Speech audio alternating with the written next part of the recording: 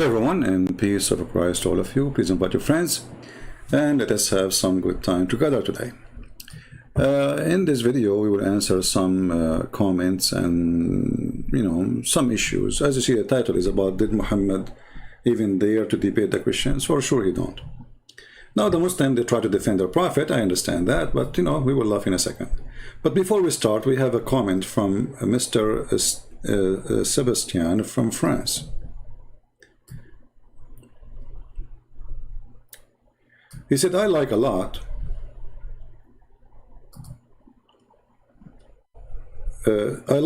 a lot, but his refusal of evolution make our Christian God the greatest of Macaroon. Shame on you, Sebastian, to say that. I mean, this is shame. That's a very stupid statement.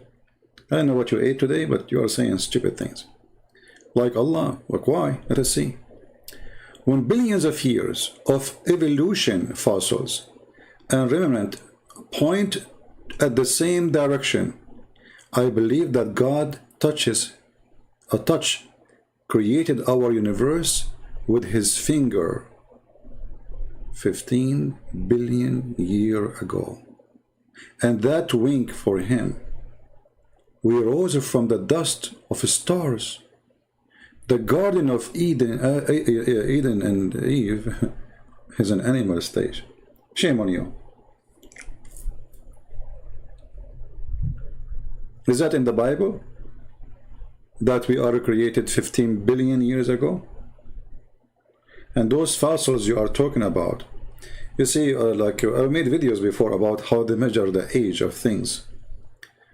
Like how much salt we have in the ocean.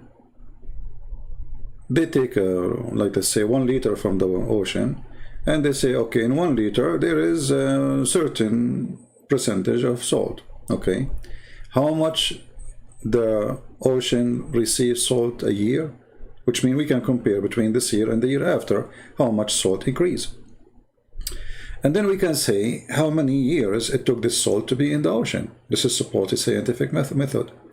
But this is a very stupid statement, because a destruction of one territory full of salt and a flood from it will take a lot of salt from that territory to the ocean.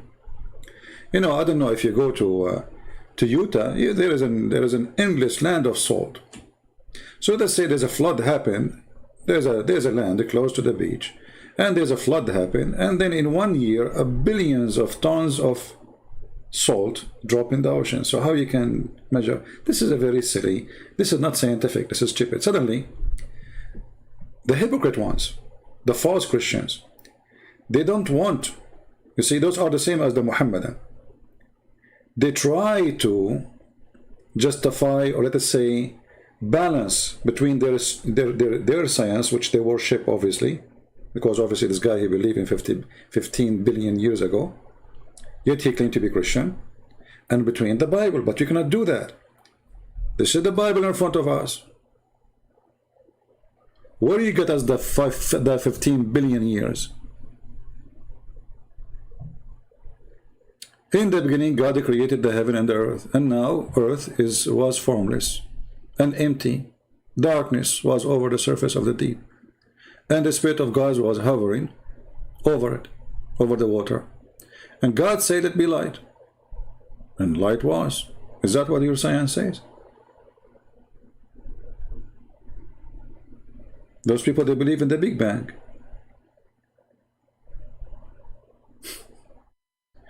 And God saw that light was good, and he separated the light from darkness. God called the light day. Where is the billion year? And the darkness he called night. And there was evening, and there was morning. First day. And yet you claim that you are the one who is a Christian? So those idiots who don't want, like they are confused, shall I worship God and the word of God, or shall I worship Darwin?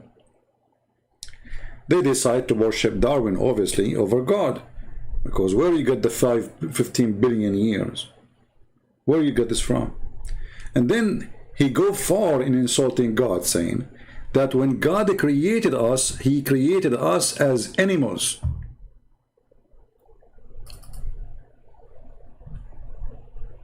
We rose from the dust of the stars. Is that how God he created us? From the dust of the stars? The Garden of Eve is an animal stage. Have you ever heard of a Christian insult God as much as this? Abdul. That's absolutely false. Because animals don't have rules, they are programmed. And animals, you don't talk to them. They do what they are programmed for. But the Bible says that God, he gave Adam a command. The first man he received Allah. Don't do that. Don't do this. What animals you are talking about? And yet you are the one who claim to be Christian, and you are calling our God.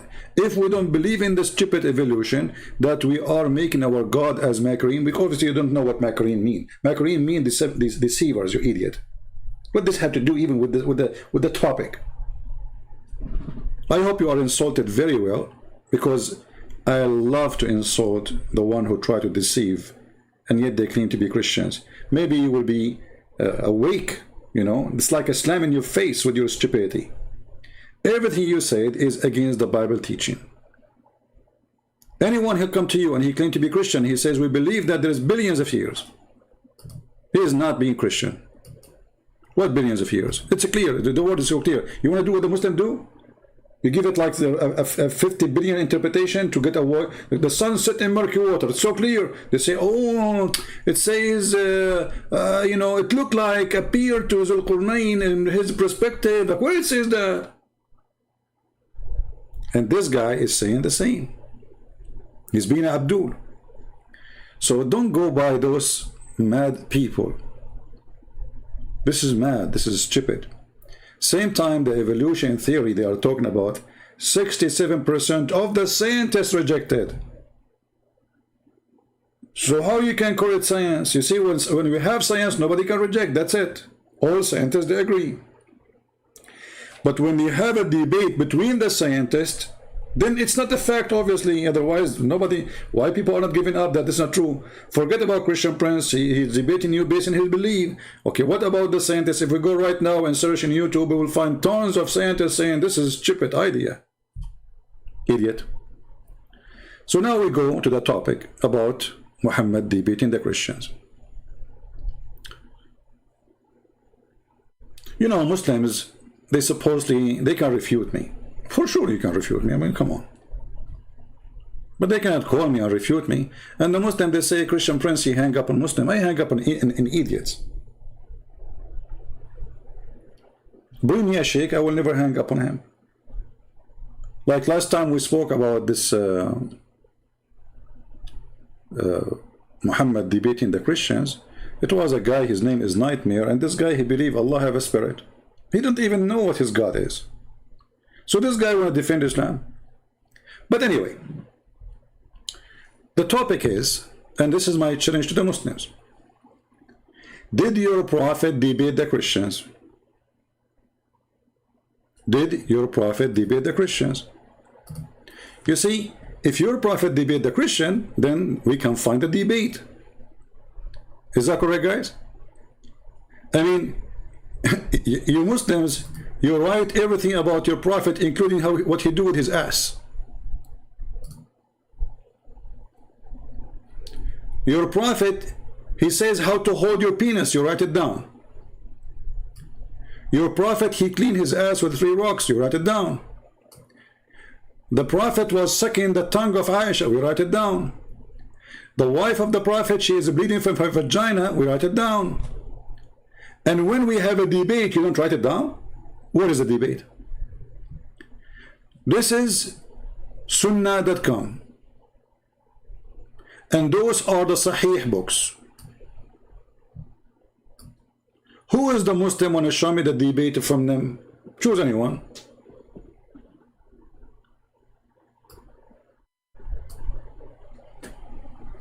Because if there is a debate, then there is a debate. And as long you Muslim, you write down everything. How you will forget such an important thing? If we could not find it in the books of the Sunni, which is weird, we can go to the books of the Shia. And then we find that the Shia are saying that when the people of Najran, they came to Muhammad, they spent the whole day trying to talk to him, and he refused to talk. They talk to him, he don't answer.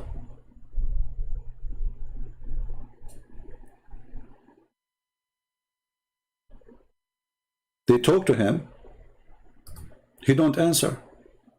Okay, why the Prophet is not answer? Because he have no answer.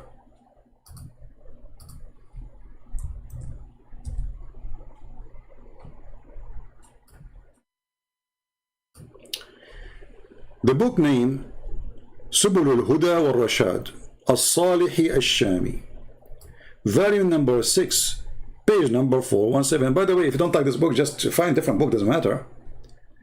If you click translate to Google, use Google translation. All right.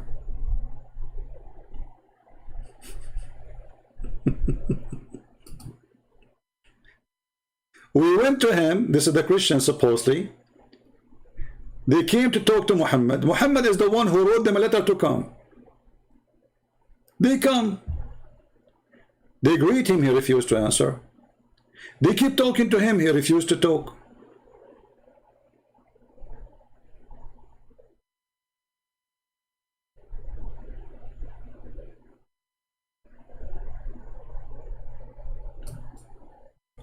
What do you expect from somebody coming from different country far away? How hard will be the discussion? I mean, this is a debate, should be like 10 hours debate, and that will make a book.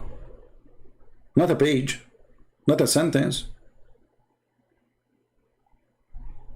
What is the debate? What Muhammad told them about the Holy Spirit? The Christian believe in the Holy Spirit, right? Oh, hold on, forgot. Muhammad even do not know that the Christian believe in a Trinity, and the Trinity include the Holy Spirit. See, how somebody like this mad person, fabricated false prophet, can debate the Christian when he do not even know what the Christian believe?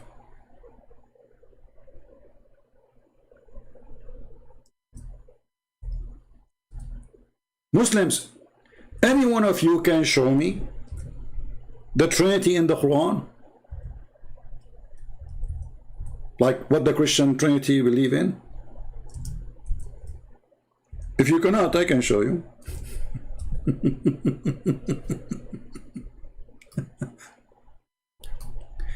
This is what Muhammad, he never spoke supposedly. It's Allah is telling him. And each time Muhammad he talk, he says stupid things. Chapter 5, verse number 75. And remember, chapter 5 is about supposedly the Messiah. I mean, at least the name. What is the debate? Christ, the son of Mary, was no more than a messenger. Many were messengers that passed away before him. That's false translation, by the way. It says, قَدْ خَلَتْ مِنْ قَبْلِهُ الرُّسُلُ. All messengers before him, they die. That's what it's meant. And his mother was a woman of truth. They had both to eat. So Muhammad is telling the Christian that Jesus is not God and Mary is not God. Both of them they eat, but the Christians don't believe that Mary is God. What is the Trinity? So how such a fool he can debate the Christian about what they believe? And then Muhammad the fool, he continue.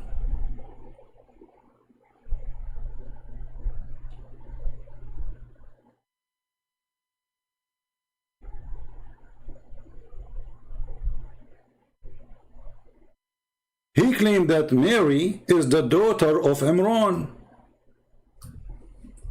How you can debate us about this?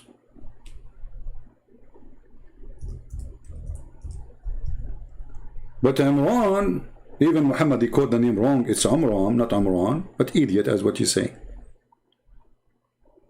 is the father of Moses. And Muhammad keep repeating the same thing over. If you go to chapter 66, verse number 12, which is very funny to have this verse there anyway. I mean, what is this? And Mary, the daughter of Imran. How Mary, she became the daughter of Imran? When Muhammad, he said, Mary, she is the sister of Aaron, the brother of Moses. I remember in the Quran, Muhammad, he did not say Mary, he said Maryam. And that is exactly the correct name of the sister of Aaron. Aaron have a sister. Her name is Maryam.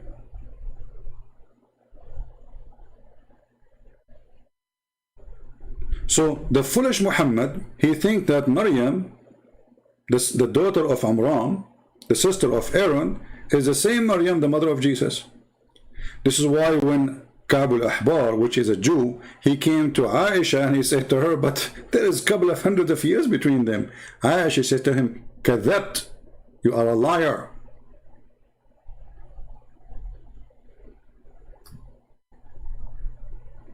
She did not say the Prophet did not mean that. When Muhammad he learned what Ka'b al-Ahbar he said to himself, oh, we got busted. So he said, oh, they used to call them by their great prophets. Great prophets? Which one is the greater in Islam? Aaron or Moses?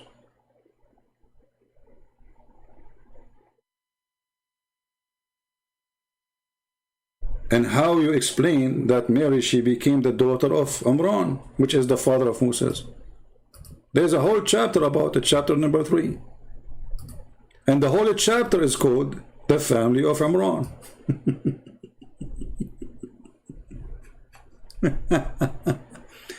So how such a fool he can debate the Christians? He cannot. This is why in the book here it says that your prophet, he sent us a message. Okay, when we came, we love to talk to him, no problem. We greeted him, he refused to greet us.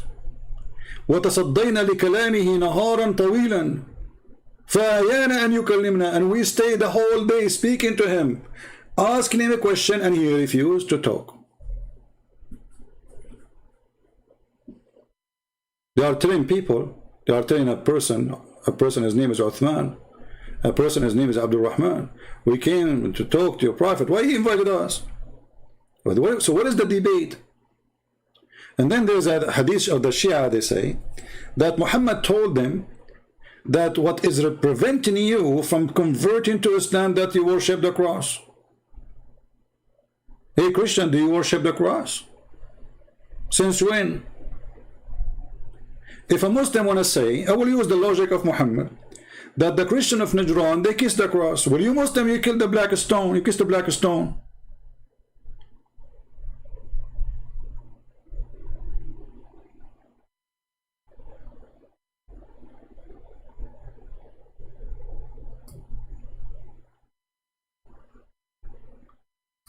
So you have a prophet who do not know who is Jesus.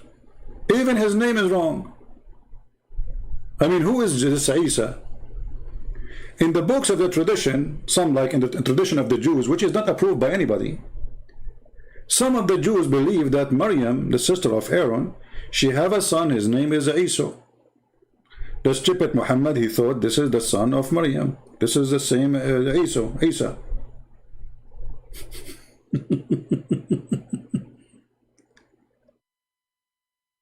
So Mary, the sister of Aaron, the daughter of Imran. You see, the first one, Muhammad, he was able to fix it because Ka'b al-Ahbar told him, yeah, Abdul, listen, there is a huge difference between Maryam, the mother of Jesus, and Mary, the mother of Jesus, and Maryam, the sister of Aaron. There's hundreds of years. So that one, okay, Muhammad, he was able to push it there. But how he can fix Ali Imran?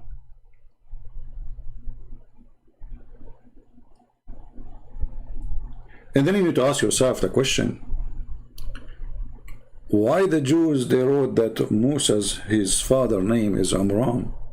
I mean, they knew that Muhammad is going to be a fool and he will write something stupid, thinking that this is the same family. Why somebody, he wrote a book hundreds and hundreds of years before this madman he was born. Why they want to change the name of the father of Moses? And what make it more funny, even the Muslim agree that the father of Moses, his name is Amram. But the question, where do you get this from? From the Bible. This is why the silly Muhammad, he could not and he cannot debate the Christians.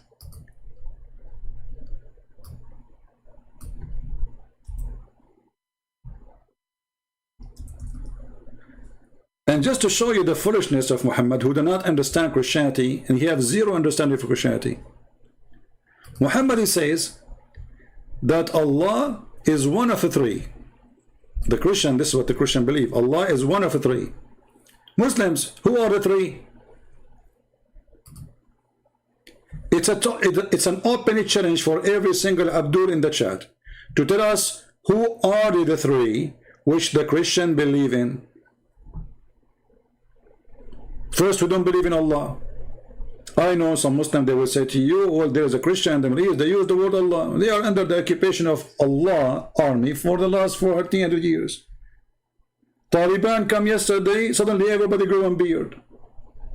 Yesterday, nobody wearing hijab. This is exactly what happened.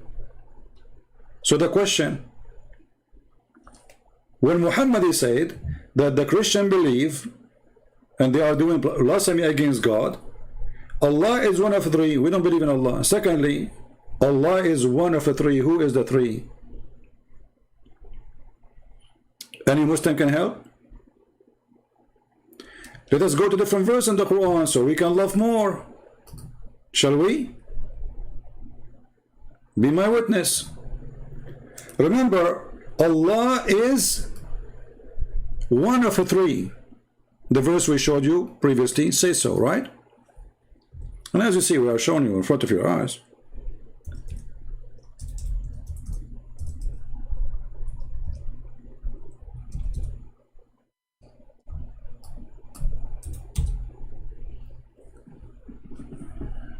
And then Muhammad, go in chapter 5, verse number 17, and look what he said.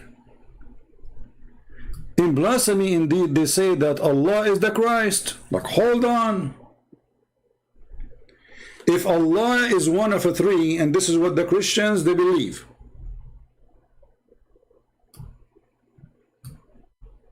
which verse was that? Chapter 5, verse number 73, the same chapter. Okay, so chapter 5, verse 73 says that the Christian, they say blasphemy against God by saying that Allah is one of the three. Take a note. But then the crazy man Muhammad, he say in the same chapter, in verse number 17, that the Christian believe that the Messiah is Allah.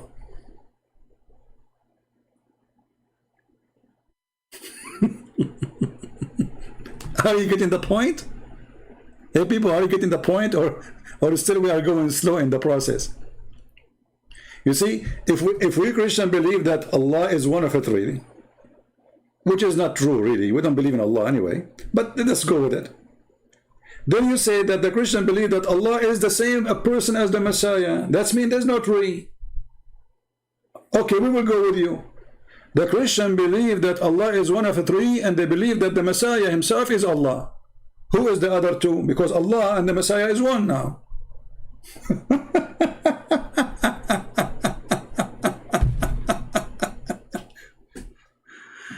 Oh boy.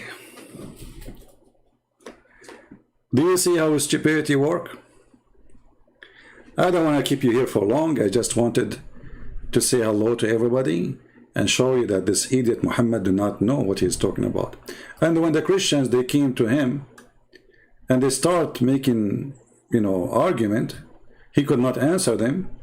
And Muhammad, in order to avoid, or the Muslims to avoid embarrassment of their stupid silly prophet, he said to them, when you see people, they are making fun of the Quran or they question the Quran, leave. Don't stay there. You see? In the reference, it says that the people of Najran, yujadilun al-Rasul, yujadilun, they have an argument. They have an argument. It's not him arguing.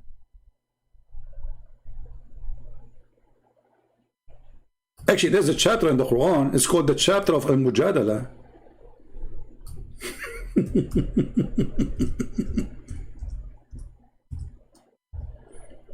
What a stupid. And for sure, you know, like the Muslims, they have many names for many chapters. Every religion of Islam have different name for the same chapter.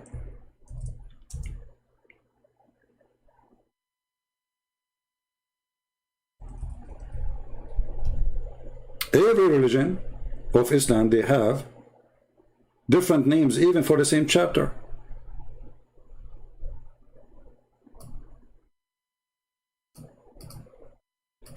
And they say to you that the word mujadala mean he is debating them too. That's false. This is if they are both doing mujadala, not one. Here we go. This is the word mujadala. قد سمع الله قول التي تجادلك في زوجها. She is the one making the statement. She is not debating him. She is coming to even to complain.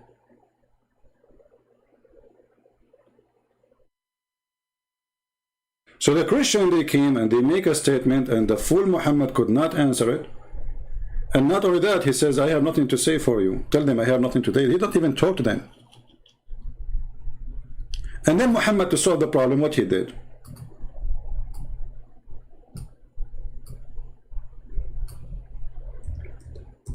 He said, okay,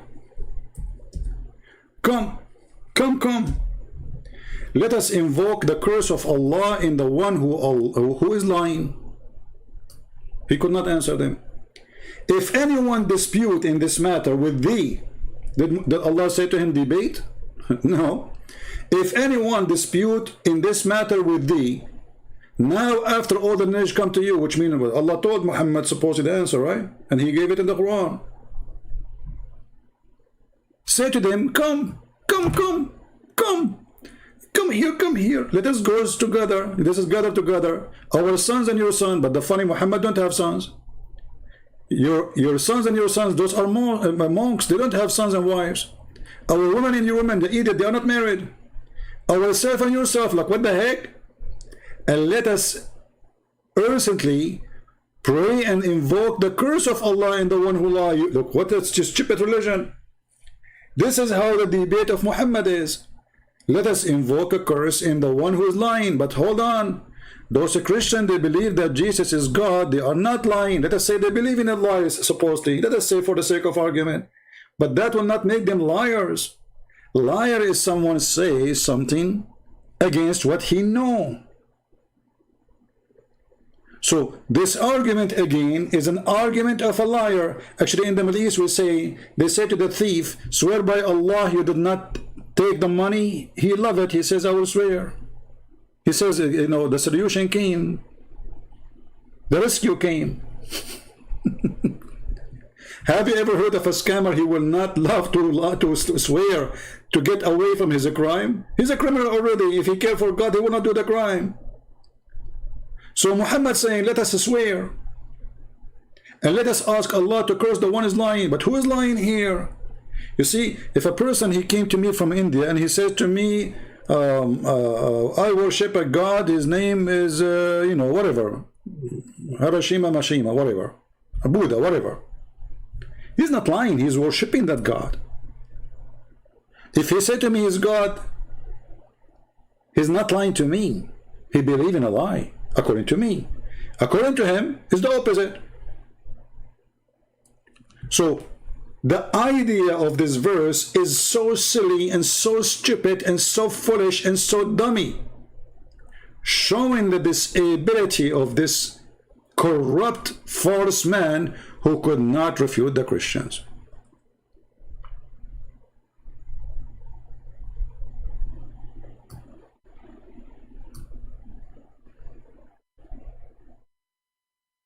Do you see it?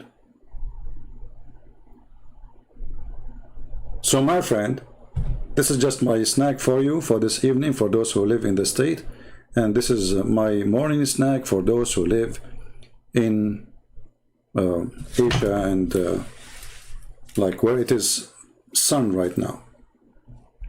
And by the way, don't forget the prophet, he knows everything, and there's a Quran, there is science, brother.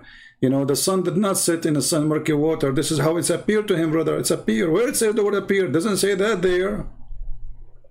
But in order to take the stupidity of Muhammad away, we say that. And not only that, they agree that when Muhammad, he said that the sun disappears and goes every day under the sun, the throne of Allah, it was a true hadith. So if we make a summary of this, the Muslim, they write down everything Muhammad is saying, everything he do, even when he shake his penis, they write it down. The Prophet hold his penis with his right hand. I mean, look, they're watching him. How in the world they saw it? Did your Prophet used to stand and showing you his penis and he's holding it? The Prophet, he shake his penis 3 times. Like, how you know? Your Prophet, he have no shame. He don't turn his back to you when he do pee. Is it an animal place? The Prophet, he clean his ass with the 3 rocks. Like, what the heck? So you have the record of all those things, but you don't have a record for a debate? A debate which took the whole day. Because it says there, we were talking to him the whole day and he refused to answer. The Prophet, we gave him 3 rocks to clean his anus. Look at the story.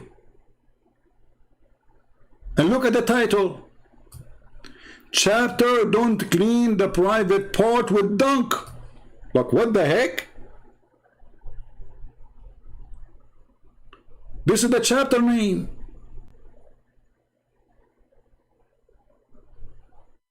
What is the chapter name?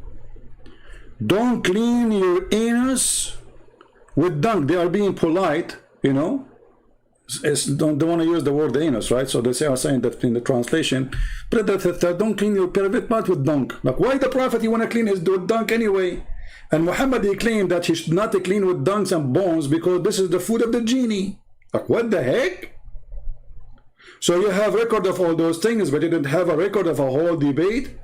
What they said to him, Jesus, okay, he's born from no man. How you explain that? Jesus, he walked in water, he did miracles. How you explain that? You know, should be a huge debate, as any debate. There is no debate. So they have record in the most funny, silly, stupid things about their prophet, but they don't have a record of a debate. They have a record even that the Prophet, he imagined things as done by him, but he did not. So who did it? The man is a crazy, obviously. If you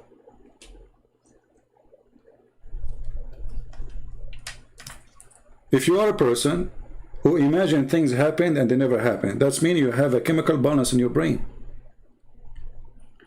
But this is a prophet. Was Muhammad imagining an angel coming to him? If a Muslim say no, we'll prove it. Your book saying he imagined things. And the excuse is bewitched. Who is going to believe in this garbage? Bewitched? What bewitched? In the old days, anyone, you know, who mentally ill, they say he was bewitched because simply, especially the one who act normally during daytime and suddenly he start doing something weird. So they call him bewitched. So once the Prophet was bewitched, okay, and what happened? He began to imagine that he had done a thing. In fact, he did not do it. So during that time, Muhammad was bewitched. If you remember I don't want to call it debate with this guy, his name is Osama Abdullah. He said, Christian Prince is a liar. The Prophet was only bewitched for 6 months. What? Only? Okay, in 6 months, how many verses he imagined? How many Jibreel he imagined? And how this Allah, he allowed that such a thing happen to the one who is going to try. He is the fax machine of Allah. The fax machine is broken.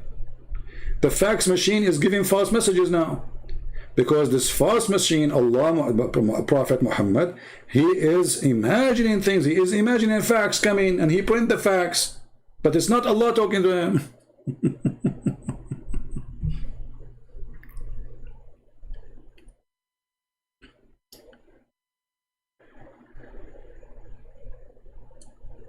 So, Muhammad was nothing but a fool. A person who did not know what even the Christian believe. Did the Christian believe that Jesus is himself is Allah, or do you believe that Jesus is one of the three? Which one, Muhammad? Idiot. Did the Christian believe that Mary is part of the Trinity? No. So obviously Muhammad, you have no idea of what he's talking about. Is Isa the son of Mary? Is the nephew of Moses? No. Is Mary the sister of Aaron? No. Is Mary the daughter of Amran? No. So how he can argue with the Christians? They will ask him those questions. Hey, idiot, where you get this Mary? She is the daughter of Amran. What Muhammad will say?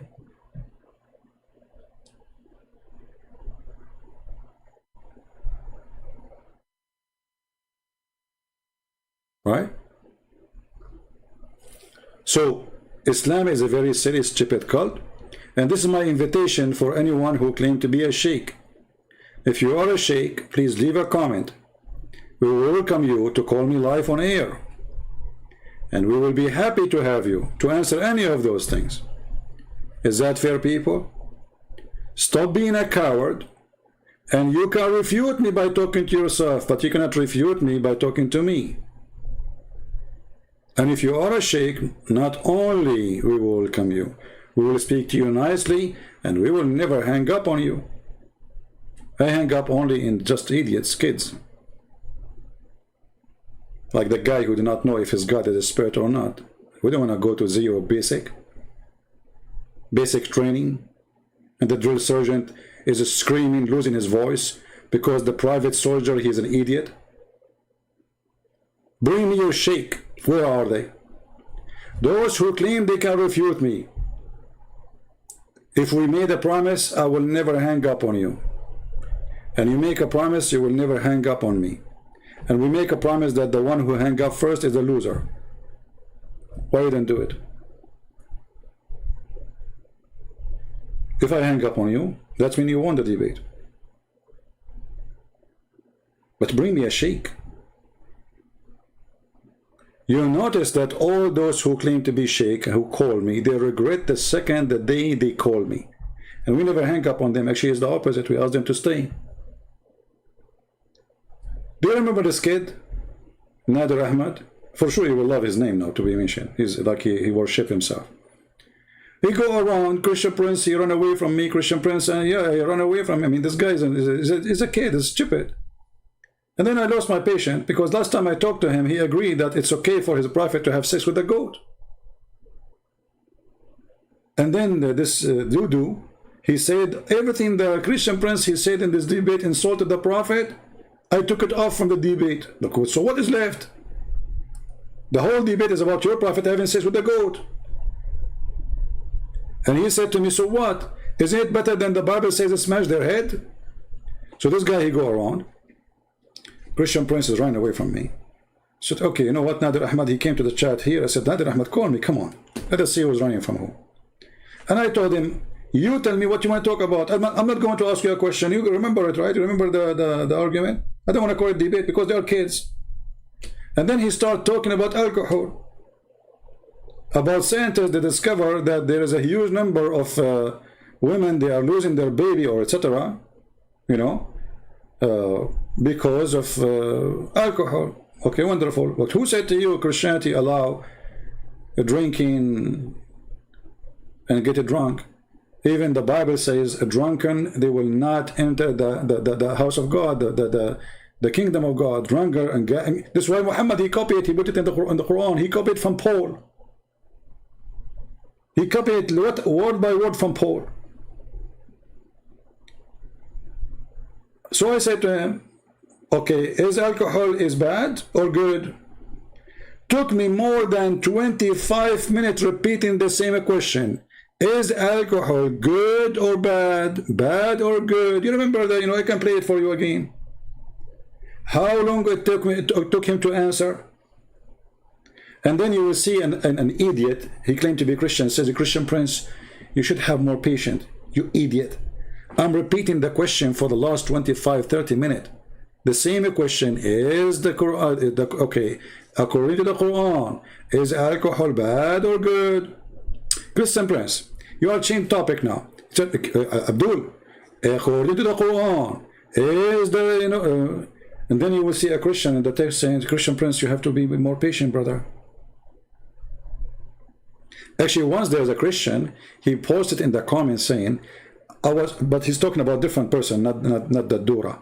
He said, I was surprised that this person, he have patience to talk to Christian Prince. He is the one who have the patience, not me.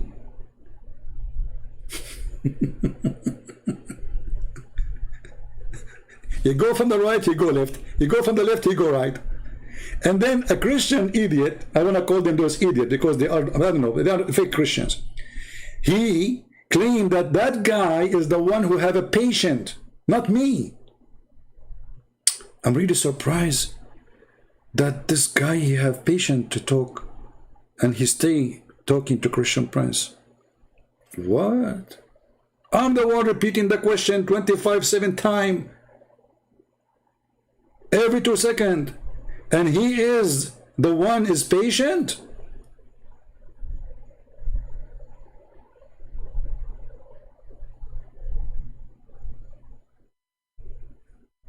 And then a Christian, he will say to you, Christian Prince, why you don't let them speak? Like, what the heck? What's wrong with those people? So what we were doing?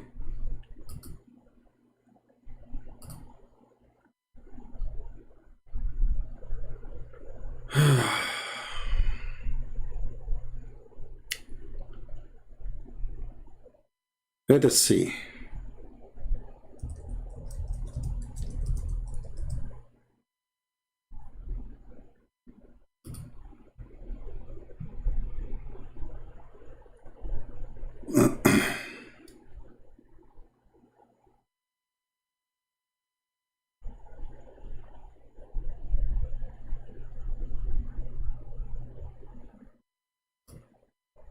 Just for comedy.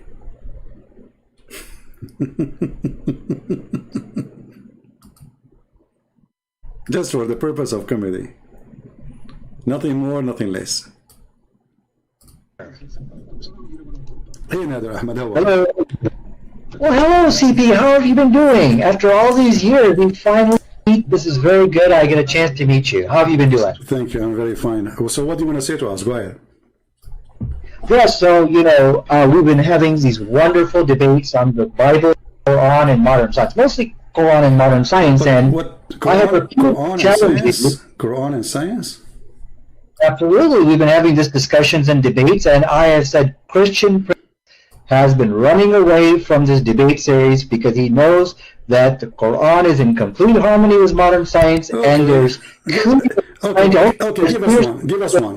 Let us not waste time, me and you. So for some reason your voice is cutting. Well, give me one. Give me one miracle.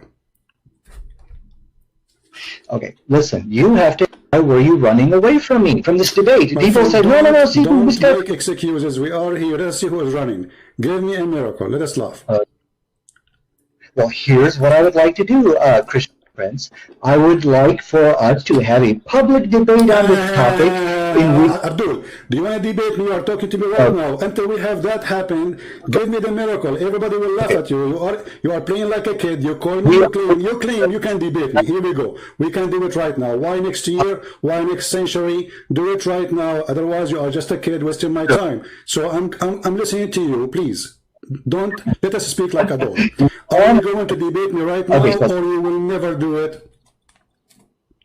Well, first of all, I will give you. Want me to give you a scientific miracle right now? I can do that, but I think you should first answer why you are running away from me. Answer that to the people, because the one is running. I'm saying to you, let's do it right now. You said no. It's you who's running.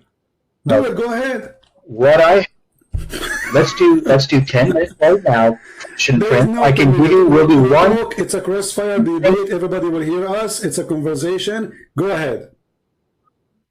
Okay, here's the problem. If we don't have set rules with time My limits, friend, things like that, then we're just going to be it's a free interrupting it's a free boxing match. Show me, aren't you the one who you speak, you know, you play karate and you are good in boxing. Do your boxing, free boxing match. Go ahead. Yeah, yeah. Well, I'll tell you, Christian Prince, the Don't problem tell me, here my is friend, what I... stop making excuses. The rules go for both of us. It's a free. Say whatever you want. Do whatever. 15-minute debating about to debate, and you talk about patient. This guy, you go around, Christian Prince ran away from me. Christian Prince ran away from me. All of them do the same. All of them, they are chicken. And now, okay, here we go. I called you, and you are with me live, and did not ask you a question. Tell me whatever you want. Go ahead. No, we have to set what rules? The second a Muslim he asks for rules, he is asking for a way to escape. You see, this is why I don't do those things like stupid things they do in other channels, like 5 minutes for me, 5 minutes for him. There's no need for this garbage, because he can say whatever he wants, he get away with it. Crossfire debate is a real debate, and don't tell me what the topic. You see, those people who ask for a topic, they are asking like a topic in advance, 2 months in advance. They go search in Google, they print 1,000 references in front of them, and they start reading from a paper, regardless if they are Christian or Muslims. So what is the debate? So now this Dudu, he is with us. Okay, are you going to debate or not? And then later you will see a Christian saying, let him talk. Come on, Christian Prince, you are not letting him. Let me talk. Whatever you want, go ahead. But I have a very good excuse. My excuse from running from you is this. You are a coward. Okay, let me give you are wasting our time. Are you going to debate me or not? Okay, what I cannot do, Christian Prince, is win a shouting match. Debate me now or not? Coward on the run. Okay, so we're going to talk about one scientific miracle, and then you're going to agree to debate me later on. Okay, so let's do science. I am agreeing to debate you anytime. Here we go. I'm here with you. Go ahead. CP, we need a format. We need equal time, and we need to share. Don't call me again. You are just a kid. You don't dare even. See why you hang up on people? Do you see why I hang up on those Muslims? They say to you, why you hang up on him? There's no point of talking to them. First, there is no honesty. Never waste your time with somebody repeating a lie. That's it. Okay, you said you lie, bye-bye, go. There's no point. And I have the reference in front of me on the screen to get you busted. I give you an opportunity to talk to me to prove me wrong. You waste your opportunity about saying things does not make any sense, I will hang up on you. So are you going to debate me or not? This guy, 24 hours, 7 days a week, he go from place to place, you want to debate every Christian. And all the Christians are running away from him. And everybody run away from him. I mean, come on. And to talk to me, we need a format. What format? Be a man. You are the one who said you want to debate me. You keep saying I'm running from you. You are just a kid. You are not even equal to my shoe. You don't even know how to say your prophet name correctly. If I call you right now and I ask you to say your prophet name correctly, do you know how to say it? You don't. And you are the one who agree your prophet have sex with the goat. What more I want from you? So either you want to do it now. Don't waste my time. I will call you one more time. Either we do debate now. Don't put rules. No rule for you. No. Notice he will not say you lie. I did not say the prophet have sex with the goat. He agreed because that's what he said, you know. See, he said, so what? So what? Better than your Bible says, smash the head of the babies. Rule for me, speak as much as you want. Get me busted. Go ahead. Let me call you.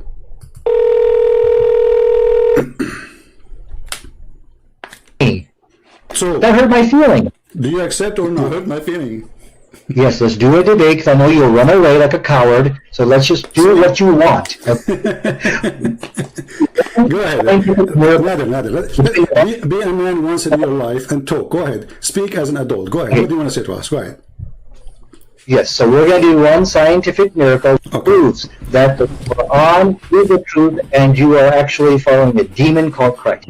So both the Bible and the Quran actually answers a question on the issue of alcohol. Now, what's very interesting here, there was a study done. I don't have my desktop, which is shared. I'll show you that study.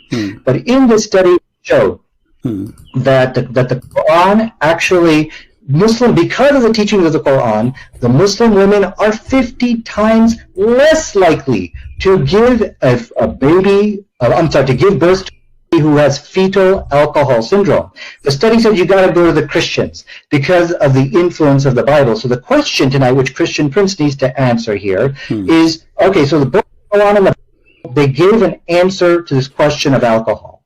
And when we look at the Quranic answer, it is a far superior answer. What is the Quran answer? Until now, you did not give me the verse from the Quran, remember. We are talking about chapter, well, I'm sorry, chapter what? What did you say? What chapter? Chapter 5, verse 9. What chapter? Chapter 5, verse 9. Chapter 5, verse 90. Chapter 5, verse 90. Okay, tell me about it. Go ahead. Now we know what you're talking about. Go ahead. Okay, and then I'll tell you about it, but I'm following the rule because I know you will not run away from me and we'll debate on this topic. So that's the agreement here. Okay, so let me go ahead and get the verse in chapter 5, verse 90. Okay. It says, forbidden is alcohol, any kind of intoxicant, gambling. Okay. So from the study here, they pointed out that Muslim women are 50 times less likely to give birth to a fetal alcohol because of the teachings of the Quran. Now, the question is here, which you need to answer, is how is it that the Quran gave a better response? Where is speaking about the alcohol is bad? Where it says that? No, it says for you forbidden is any kind of intoxicants. Where it says and because of that, where it says it's bad for your health in the verse you quote for me. That is bad for your health. No, it is completely forbidden for Muslims. This is clear. Okay, and from the study again. Another. I'm asking you a very simple question. You say that this is about health. I'm asking you, why in the verse never say anything about health? It says this is from Shaitan, that's all. Because it's from Shaitan, don't do it, correct? Yes, this is from Shaitan. And so, because as the study concluded, it is the teachings of the Quran which caused Muslim women to abstain from alcohol. And so the question from again is that how could Allah of the Quran provide a better response than Jesus of the Bible on the question of alcohol? That's a question you need to answer now. And so this let's make it clear. I'm just trying to get a full sentence from you. So are you saying the Quran confirmed that alcohol is bad, no matter what? The Quranic position is that it is forbidden. Yes, it's forbidden. I know it's forbidden. This is not a question. Are you saying that alcohol is bad no matter what? It's bad. It's ugly. Yes or no? No. But I think these are irrelevant questions you're asking. You're running away from the study. If you like to count how many times I need to repeat the same question, just start counting. Already I did it maybe 5 times. The question very simple. Is alcohol bad or good? Is it bad or good? Very simple.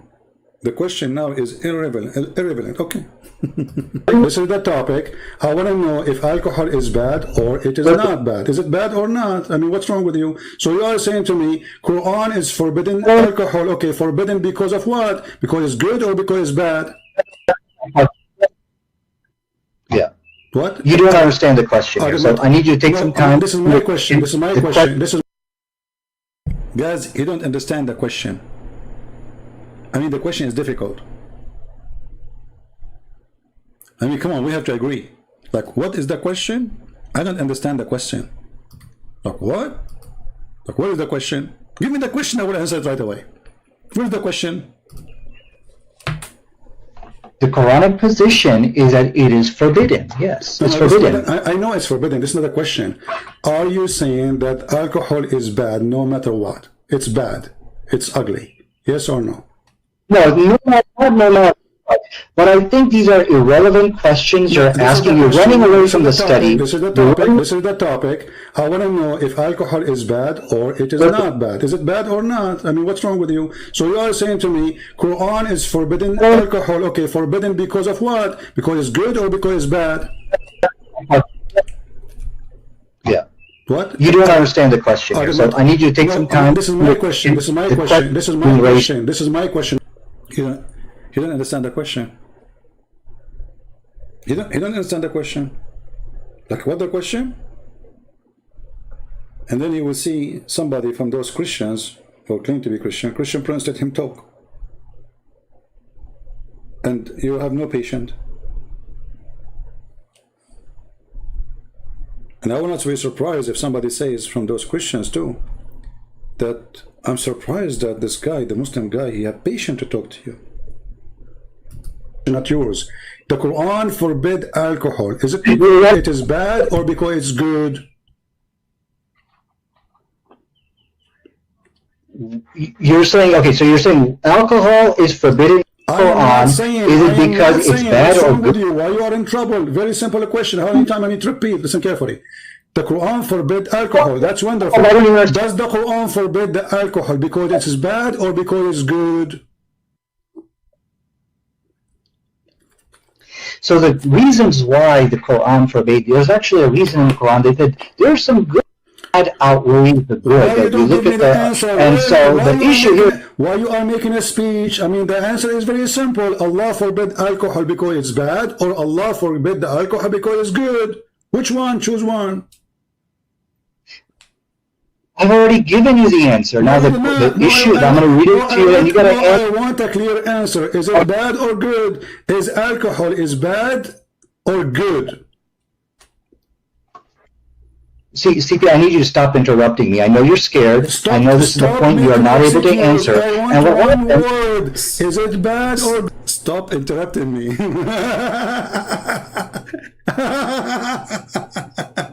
Hey, Christian Prince, let him talk.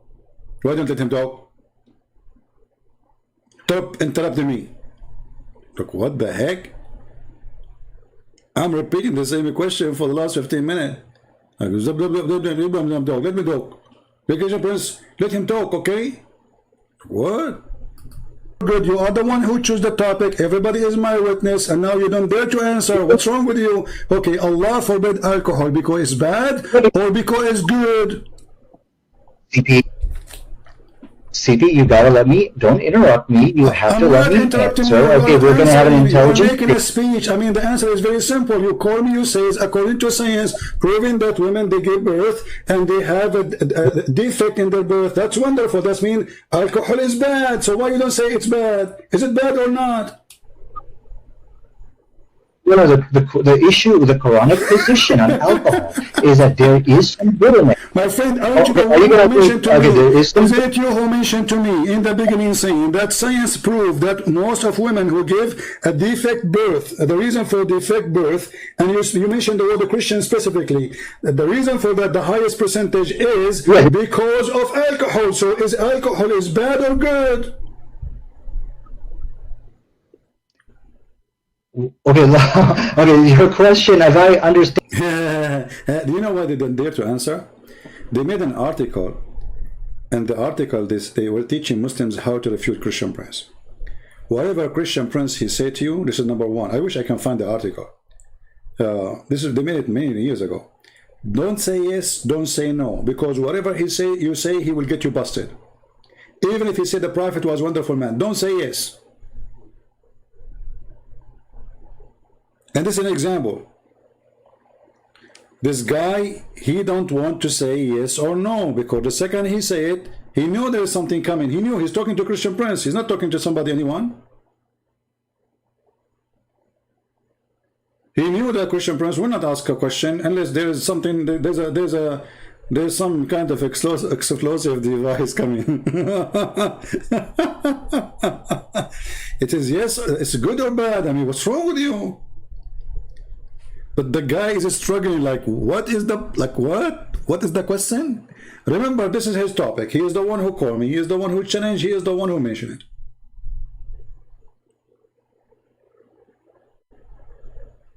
No, I want a clear answer. Is it bad or good? Is alcohol is bad or good? See, CP, I need you to stop interrupting me. I know you're scared. Stop, I know this is the point you are not able to answer. I want one word. Is it bad or good? You are the one who chose the topic. Everybody is my witness, and now you don't dare to answer. What's wrong with you? Okay, Allah forbid alcohol because it's bad or because it's good? CP, you gotta let me, don't interrupt me, you have to let me answer. Okay, we're gonna have an intelligent... I'm making a speech. I mean, the answer is very simple. You call me, you say, according to science, proving that women, they give birth and they have a defect in their birth. That's wonderful. That means alcohol is bad. So why you don't say it's bad? Is it bad or not? Well, the issue with the Quranic position on alcohol is that there is some good in it. My friend, aren't you the one who mentioned to me? Is it you who mentioned to me in the beginning saying that science proved that most of women who give a defect birth, the reason for defect birth, and you mentioned the word Christian specifically, the reason for that, the highest percentage is because of alcohol. So is alcohol is bad or good? Okay, okay. Your question, as I understand your question, you're saying that overall alcohol a good or bad thing. Is that your question? I mean, this is even your topic, and you don't even dare to answer. You call me saying that because of drinking alcohol, women give birth to children who have defect in their birth. Okay, that's your claim, and you claim this is from science. That's wonderful. Now, I'm asking you, based on what you told me, is that mean? And based on the Quran forbidding the alcohol, does that mean according to Allah, alcohol is bad or good? Oh, I think I understand your question. Your question is, okay, did Allah forbid alcohol for a specific reason of preventing fetal alcohol babies? Is that your question? No, what's wrong with you? You are in trouble. You are like a cartoon, Mickey Mouse. You're in the corner. You not know what to say. I'm asking you, is it bad or good? Very simple. Don't tell me any reason. I want to know. Is alcohol, according to the Quran, bad or good?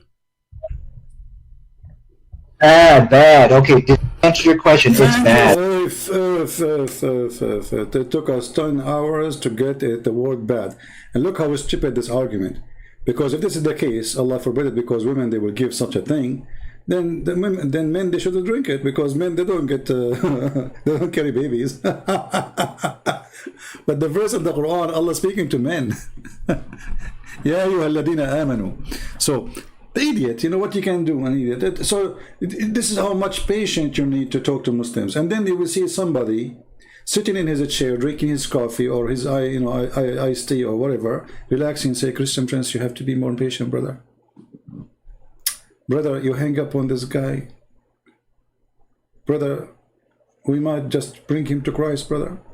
You know, they are sitting there, relax, you know, and I'm losing my voice, repeating my question, screaming, and then the Christians say, Christian Prince, brother, you need more patience. You are very tough on the Muslim. Like, what? Actually, the most who make me upset is not Muslim comment, it's Christian comments. It's really weird. I mean, they school you how to talk to Muslims, and they themselves, they never did talk to one. I mean, I spent my life making Muslim leave Islam, and then you will see a guy who never spoke to a Muslim. He never made a Muslim leave the cult of Islam. He is schooling you how to talk to Muslim. Okay, now we reach the point. This is this is part 2 of the movie. Now he got the question, man. So this is the question, huh? Okay. Oh, I think I understand your question. Your question is, okay, did Allah forbid alcohol for a specific reason of preventing fetal alcohol babies? Is that your question? No, what's wrong with you? You are in trouble. You are like a cartoon, Mickey Mouse. You're in the corner. You not know what to say. I'm asking you, is it bad or good? Very simple. Don't tell me any reason. I want to know. Is alcohol, according to the Quran, bad or good? Bad, bad. Okay, to answer your question, it's bad. But there's a little bit of good in it. The Quran Okay, didn't. finally you said it is bad. So That's how right. come the Quran says it is good? Here we go. This is the chapter 16, verse number 67. You made me lose my voice, repeating the same question. The Quran says that the alcohol is amazing drink, is the best. It's a miracle of Allah. Read for me the verses.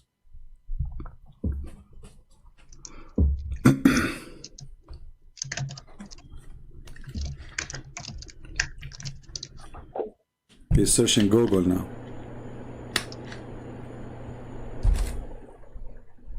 The moment of truth. Is it bad or good? Are you finding the verse? I'm sorry, I'm not even looking at your screen. Well, did you want me to respond? Oh no, I don't want you to respond. You can call a friend. I mean, what's wrong with you? The Quran says, do you want me to respond? See, they say things just taking time to think what they will say, you know? They say things doesn't make sense. Do you want me to respond to this? There's something in the screen, Christian Prince, you know? Should, you know, how the weather there, you know? So he's just trying to buy time so he think what he will come with, like, you know.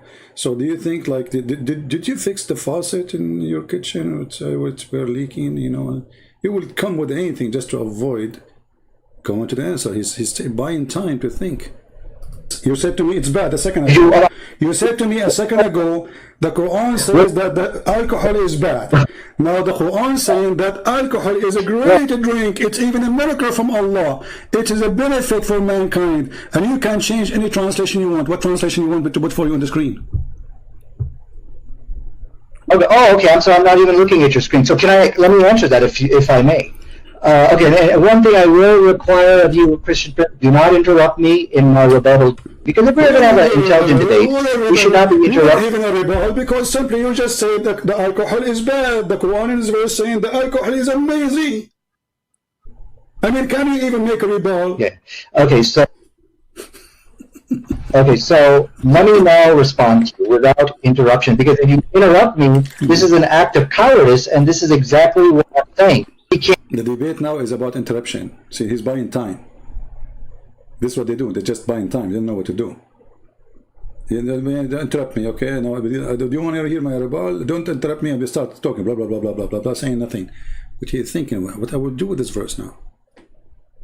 Can't handle me in this debate, so he's got to interrupt me. So let me now go ahead and... We cannot handle you for sure. You know, for sure you are like a little cat. Answer how the Quran, the same book, saying alcohol is a sign from Allah. It's a great benefit for mankind, and this is amazing product to use. It's a benefit. You make good deeds from it. You make good money from it. You make good health from it. It is in the top of that. It's a sign from Allah. Okay, so now you're going to let me speak, or you're going to run away? I'm waiting for your interruption. I'm waiting for your majesty. Stop complaining about interruption. You can interrupt me too. We said it's a free form, and your duty. Remember your duty here. Supposedly you are going to show me your knowledge, and your knowledge is a joke. You are just a kid. You choose a topic. You mentioned the topic, and now you do not know what to say because your God said alcohol is amazing. How you answer that? Okay, I want everyone to understand, when you interrupt somebody, this is an act of cowardice. He's running away because I'm about to put the slam dunk onto him. So let me go ahead and answer the question. The issue with the Quran actually made it clear, in alcohol there is some good, however, the bad is the good. So this is what the Quran said, and the combination of that. Just get lost. Get lost, stupid idiot. It's a waste of time to talk to you. It says in front of you, it's a good. You made good from it. You made good nourishment of it. Indeed, you made good nourishment of it. See why I hang up? And then I call him back, by the way. I feel sorry for them. And at the same time, I said to myself, like, you know, in this circus, I mean, when you dump out this idiot, the joker of the circus, you know, in the middle, I mean, people will laugh at what? So let us invite him again. But you lose your patience. The Quran says there is some good in it. You just said it's bad.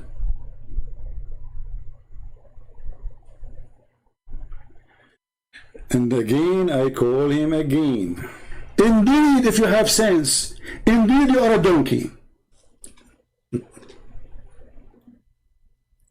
You are a certified donkey. Obviously, you do not know your book. It's a waste of time for someone like me. I can put my toes in a chat room and you cannot answer my toes. Who are you? So when you say, I'm going to debate a Christian prince, I want to debate a Christian prince, you're a potato. Let me, yeah, the Quran says there's some benefit. What some benefit? It says, I asked you, is it bad or good? And I repeated the question 100 times so you can think about it carefully. And then finally I made you say it. It's bad. It's bad. Chapter 16, verse number 67, Allah praised alcohol, claiming that He is the one who made it for us. It's for our benefit. So don't go around. You see, I just now, I give you like a bite. You know, like, you want to bite my shoe? I give you my shoe. But as you see, even my shoe, you cannot even bite it because your mouth is so small. Potato. And if you want to talk about health and birth defect, I never saw birth defect as much in the Islamic countries because you marry from your cousin. And the proof of birth defect is you. Look at you. I mean, you got to hate this Christian prince, don't you? I mean, I don't know where he got his words from. This guy, Christian prince, is really something unbelievable. And the proof of birth defect is you.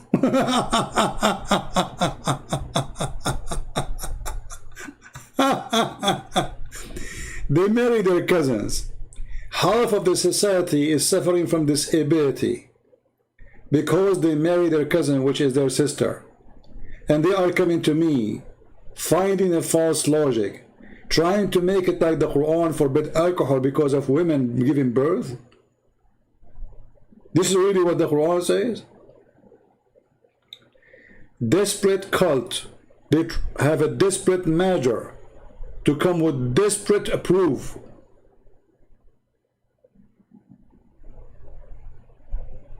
If your God, He care for what you claim for birth defect, then He should forbid you from marrying your own cousin. Actually, the Quran allow you to marry your own daughter. A Muslim Abdul, he says, oh, this is a lie. The Quran says it's forbidden for you, your daughter, your mother. This is true. But if she is a daughter from a marriage, if she is a daughter out of marriage, you can have sex with her and we can show the reference. That is Islam. Then we call him back. Should I play it all of you guys? I mean, should I play it all? What do you think? Do you want to continue the movie or we finish? What do you think? Shall we finish the movie or continue?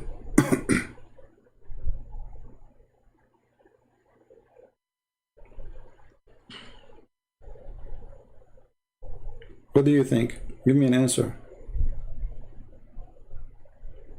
I need to make some tea. Honestly, my throat is dry, you know, because you see, not only I do live on air, after I finish, there is somebody when I leave Islam, there is somebody, his sister, you know, he's a Muslim, he's ex-Muslim, his sister she's trying to convert her to Christianity, like what happened to him, you know. So I spend a lot of time talking offline. And then you come here and, you know, argue with people. And then even Christians, okay. So I will play it. I will not make a comment. I will go to the kitchen, make some tea. Excuse me, okay? Don't forgive me if you don't hear me say anything. Just listen to it. If you are not the proof of birth defect, who is the proof? Idiot.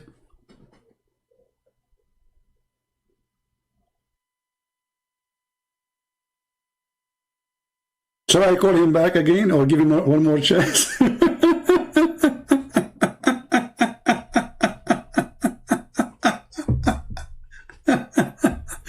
He will make a rebuttal.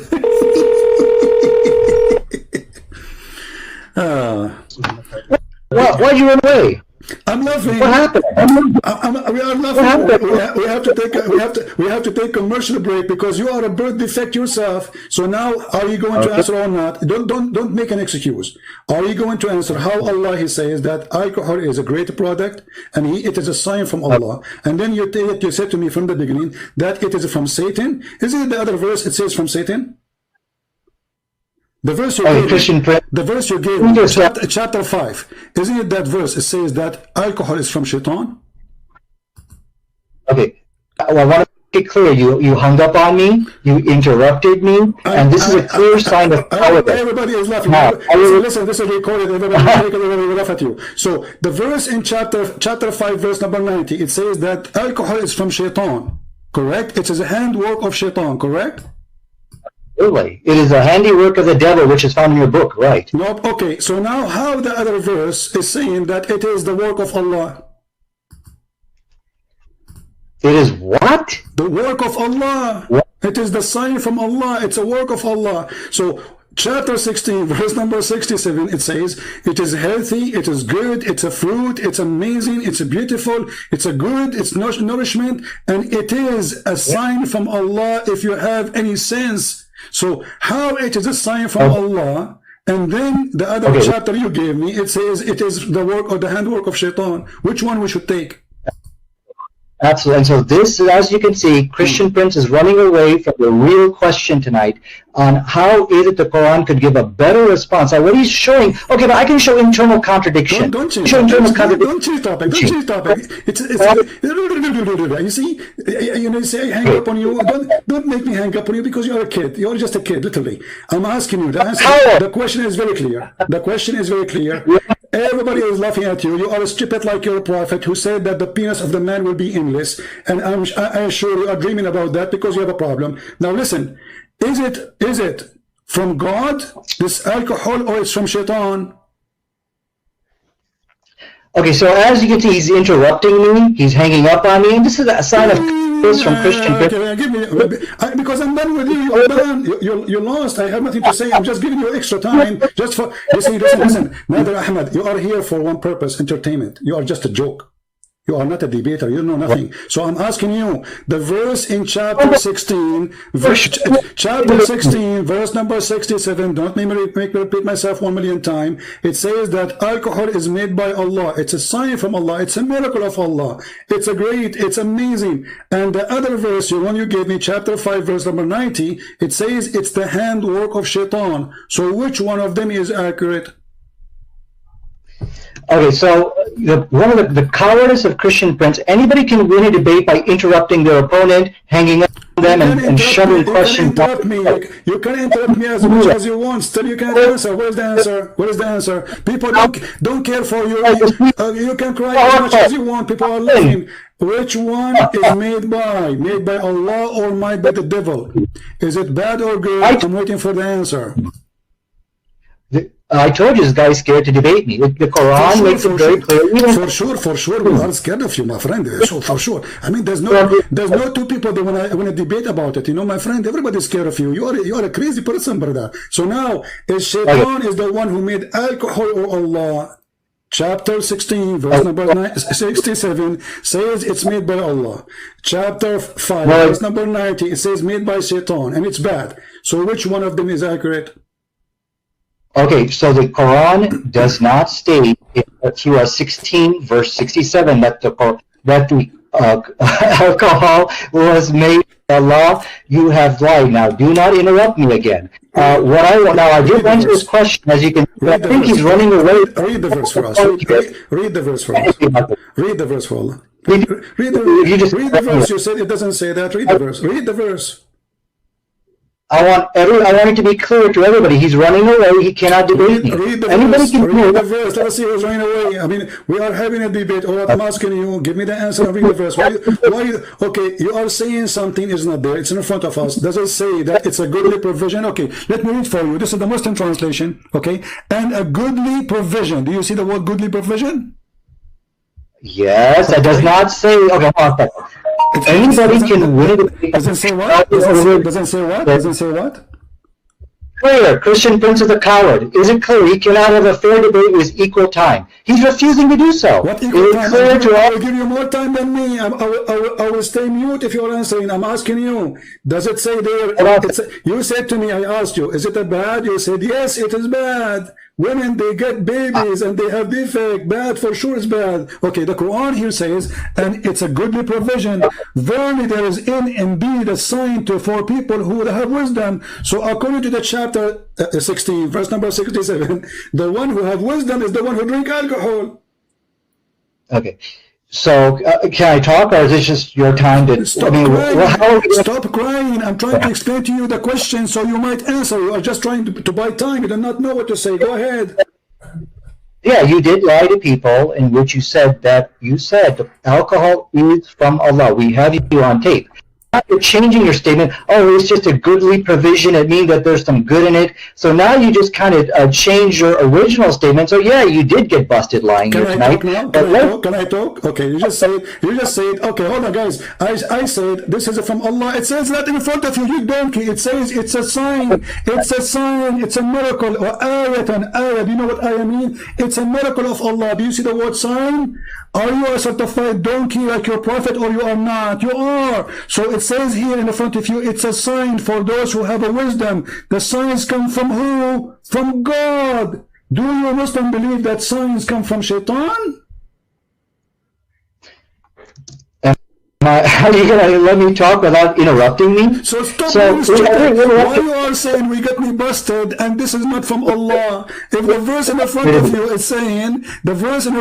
is saying, this is a sign from Allah. So beer is from Allah. It's a sign. Black label, brother and sister, we have another with us. And by the way, the Muslim, they used to drink and they pray, and even the Quran made a verse about it, praising it. And then because the Arab, they start laughing at Muhammad, he said to them, oh Muslims, Allah told me, don't pray when you are drunk. Chapter 4, verse number 43. Oh, who you believe, don't go to the prayer when you are intoxicated because you are drunk. So Zakir Naik, Nader Ahmad, all the potatoes in the world, they used to go to the mosque with the Prophet and they fill a pot around him. And the Arab, they start making fun of Muhammad and his followers. What kind of followers they are? Why Allah did not say from the beginning? And in the top of that, Allah, he praised alcohol and he claimed that alcohol is a sign from him. Why he did that? Because the Arab, they love to drink. Your mic.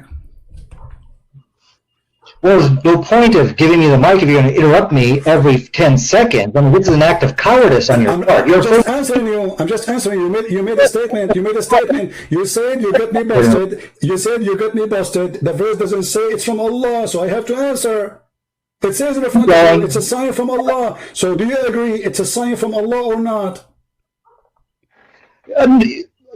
I've never won a shouting match in my life. There's a difference. Listen, I want to answer. You see, shouting match, this is not shouting match, this is spanking match. You are being spanked. I want you to tell me, does it say in the verse a sign from Allah or not?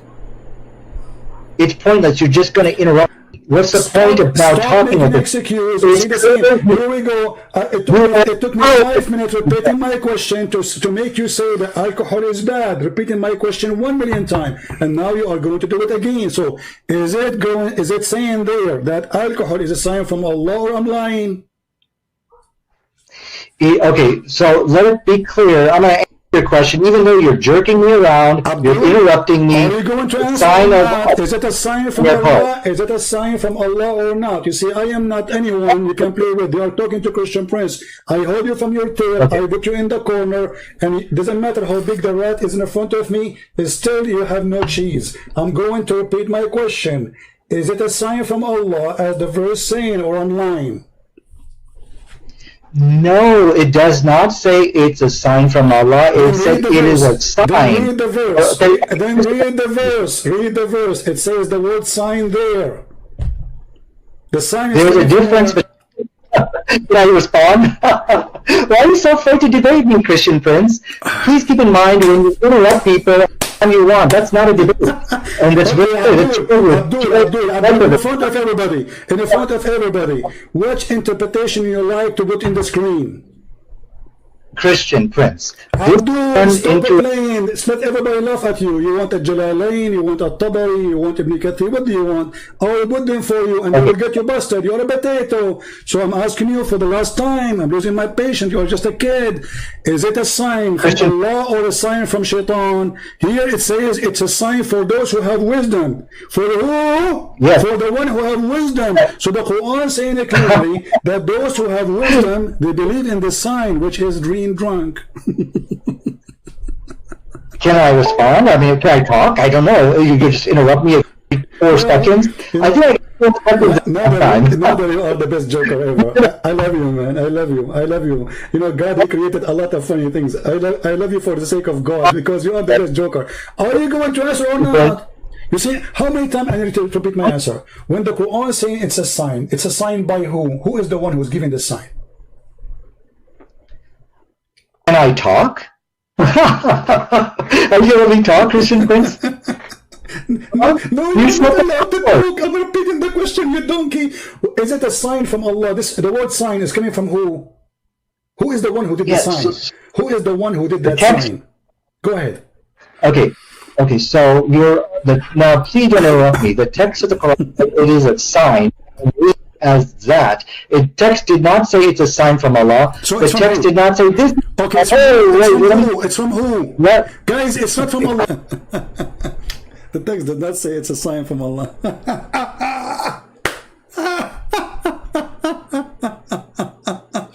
The text doesn't say it's a sign from Allah. Where it says that? Like where? Like what? It says it's indeed therein is indeed sign for people who have wisdom. The text doesn't say this is sign from Allah. Okay, the sign comes from where in Islam?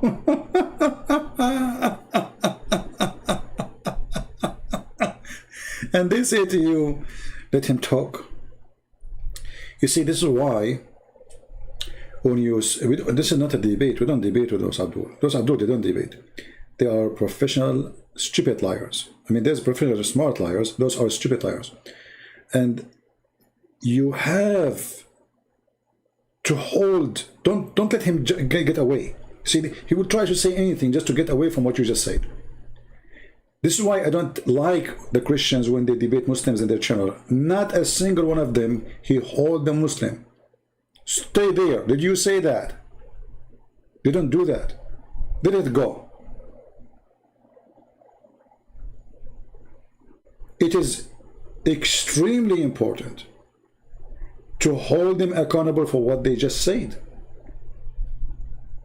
Don't let it go. Otherwise, let go the argument. There's no need to talk anyway. So this is why this is 5 minutes for me, 5 minutes for him. It's a joke. And this is why those who they call them polite debate, those are not debate. The proof they are polite. And to explain to you what polite means, if you are not offending the other person, that means you are not sharing the truth yet with him.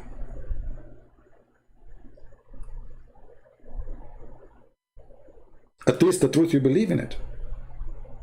So when a Muslim, he said to me, Jesus is not God, he's offending me. He's sharing his own side of the story. So now we have a debate. If you say to me, we believe in the same God and Jesus, blah, blah, blah, this is not what they believe. They don't believe in Jesus as God. This is why, like, a person like, what's his name?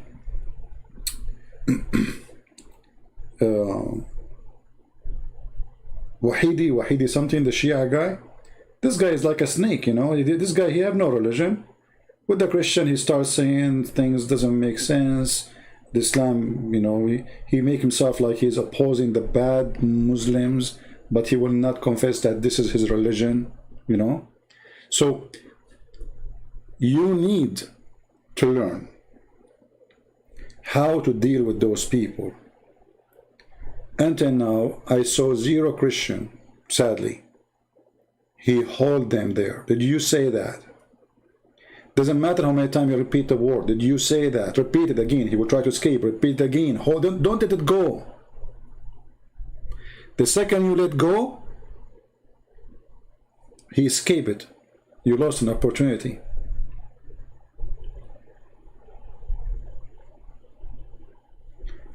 Just to give you an example, when Mimi Hijab, the coward, who don't dare to debate me, he said to David Wood, not a single Jew believe in the Trinity. Not a single Jew. That's what he said. David Wood, if he was knowledgeable about Islam, he should not let it go. Right away he should say to him, did you just say not a single Jew? Hijab, he cannot refuse to say, yes, I said. Then he said to him, so what say you about chapter 9:30, where it says that the Christian believe Christ is son of God or son of Allah, and the Jews, they believe that Uzair is a son of Allah.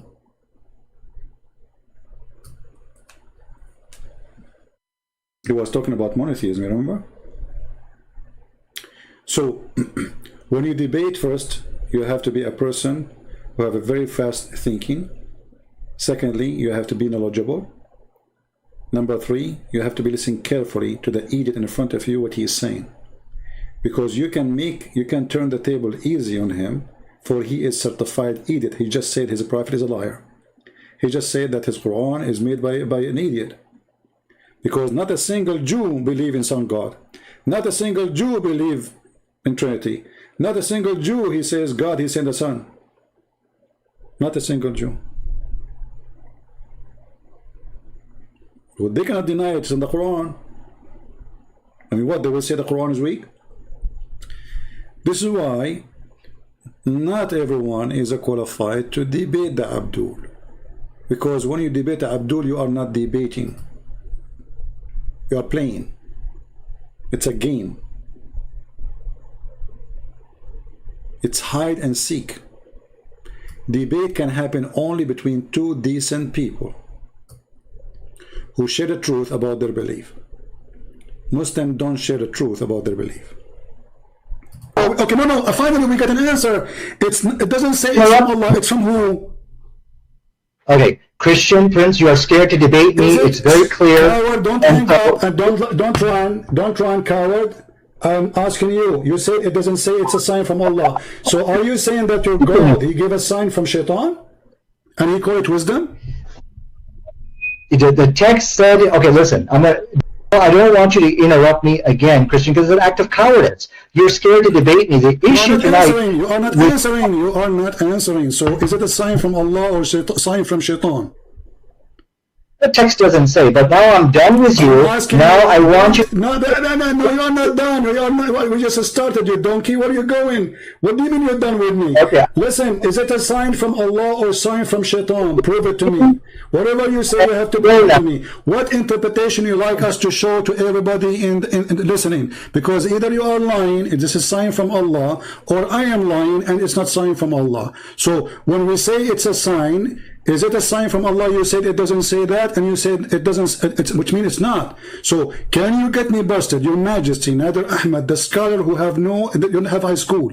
Can you get me busted and show me the interpretation for the verse where it says this is not a sign from Allah?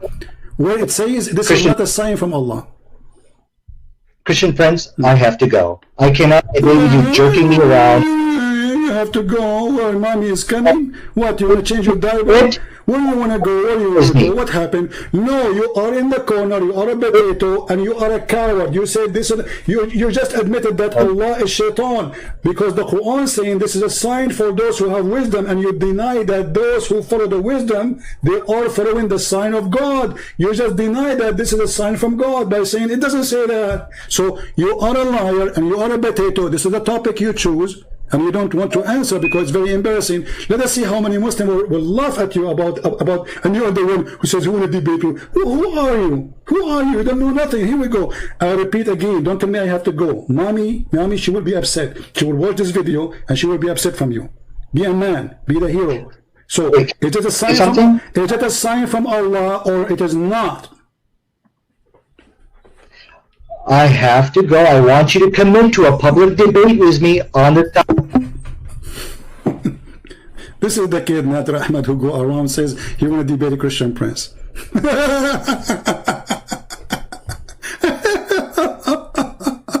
This doesn't say this is sign from Allah. So sign from who?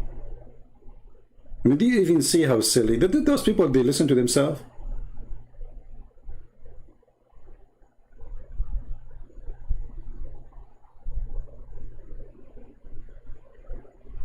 So the Quran, brother, he saved women from having birth defect.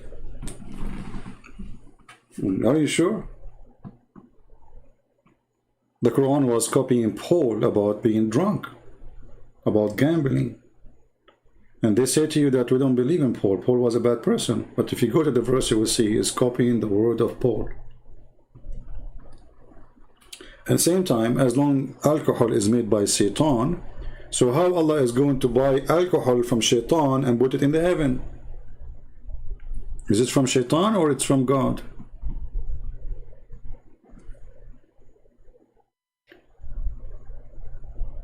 Lord have mercy. So anyway, I think we have enough for today. Don't forget to watch the previous video, which we made a few hours ago. Maybe I will give you tomorrow. Vacation should not come. I try sometime to resist coming here, but sometimes I get lucky and get really busy, so I don't come, you know. But I will try not to come if I'm home, and let you watch the two videos. You have two videos. For each one of them is what? This one is 1 hour 36 seconds, and it's full of comedy. What do you want more? No? So before we finish, if you are a Christian, never compromise. If you are a Christian who want to follow science, and somebody he's a Christian, he told you that the Bible is in total agreement with science, this Christian is not being, let us say, see through with you, because the Bible don't agree with the women she can have a child without a man, according to science, you know. So the agreement here doesn't work. Jesus have mother, but she have no husband. Is that what science says? So do science agree with the Bible, and the Bible agree with the science here? No. Science speak about how God created the universe, and according to the Bible, God created the heaven and the earth, which means heaven first, and then the earth, and then the sun after. Is that what the scientists, they say to you? They say that the sun created after the earth? No. So the second you start compromising, it's a clear sign that you don't have faith. You are just faking a belief, you know. You're trying to convince yourself in something it's not really what you believe in. So either you follow what is called science. You know, we don't want to do what Muslims do. We don't want to claim there's a scientific miracle and blah blah blah blah, all this madness. God is above all their science. So either you are a believer in what the Bible says, or you don't believe. When a Christian says that scientists, they say the age of the universe is 15 billion years. Well, if you believe in that, then you don't believe in this.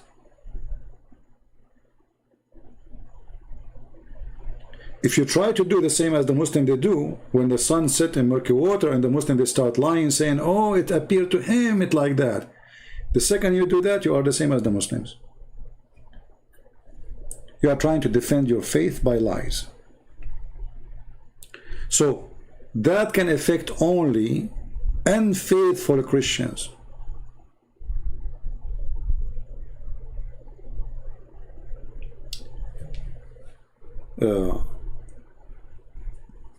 I told you in 2010 something, I forgot which year, I lost my voice, you know. I like woke up, I could not talk, I could not even say hello. I hate to go to doctors, I hate hospitals, I hate it to death, you know.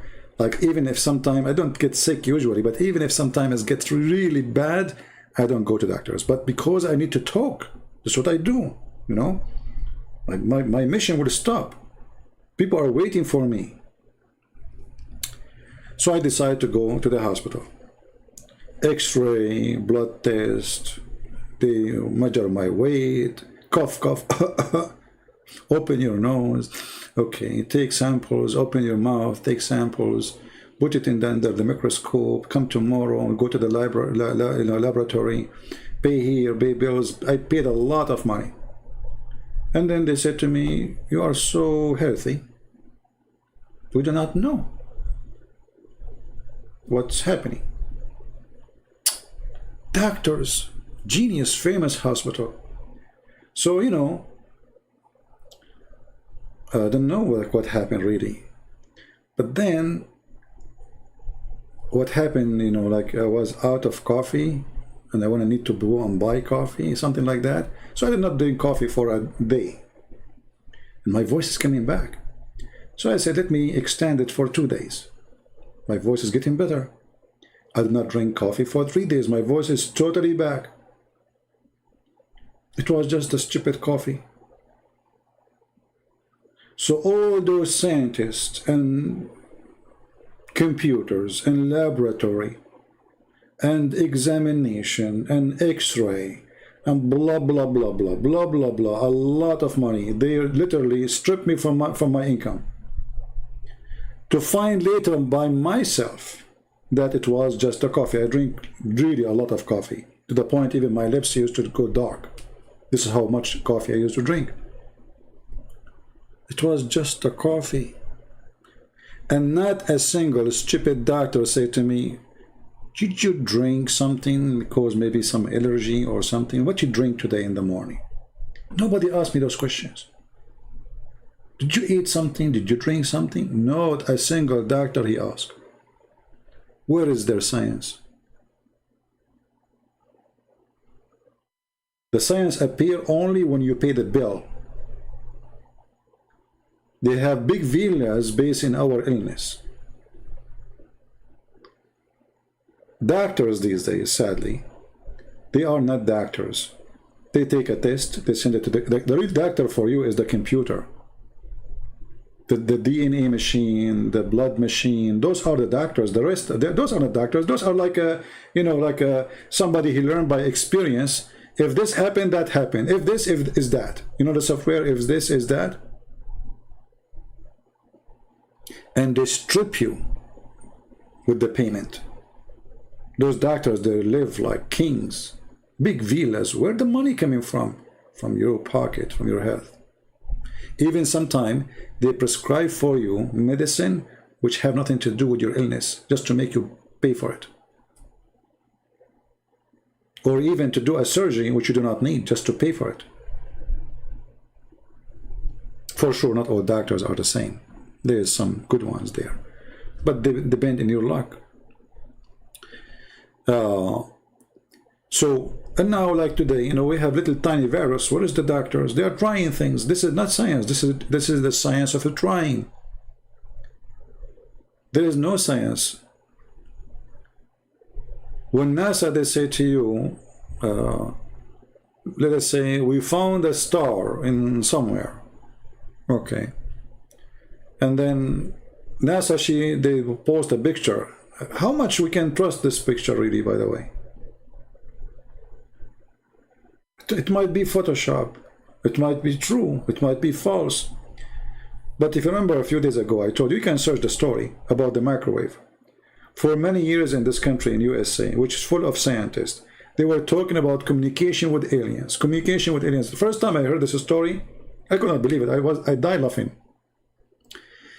Communication with aliens, the aliens sending us messages, the alien, etc. The CIA, they announced that we are receiving, they confirm it. The Pentagon, they confirm it.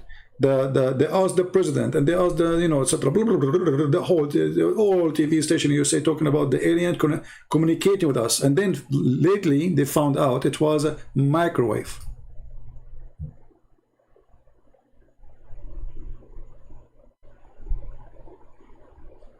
It was what? When the guy in the morning, he go and the communication come in the same exact time every day. So those scientists get so excited, man. They are organized. It's not like just a message we cannot understand. It come every day, like at, let us say, 9 o'clock. The guy, he go to the office in the second building, he go to the microwave, he heat some whatever food or coffee or water, whatever, and then they receive with their satellite the signal. Takbir. It was a microwave. Are you a flat earth? How I can be a flat earth? The Bible says the earth is like a sphere. So how I can be flat earth? I believe in the Bible. Whatever the Bible says, I follow it. If you are a believer in a flat earth, that means you are not a Christian. But look what this Abdul, he just said to us. How are you, Israfil? Israfil is the name of an angel who Allah, he put the Quran between his two eyebrows. And the distance between his two eyebrows is 500 years. Not much. You know, I mean, the guy had big eyes. So he said, Christian Prince, think about this for once. If God came as a man, wouldn't that make him limited? He would be limited to single shape, occupying only a small amount of space. That is your God. Finally, Mr. Israel, he said something useful. I can't believe it. I'm going to go with you, Israel. I don't believe in this, but I will go with you. So guys, did we understand now from Mr. Israel with the long beard that if a God have a shape, he will be limited? Is that what he's saying?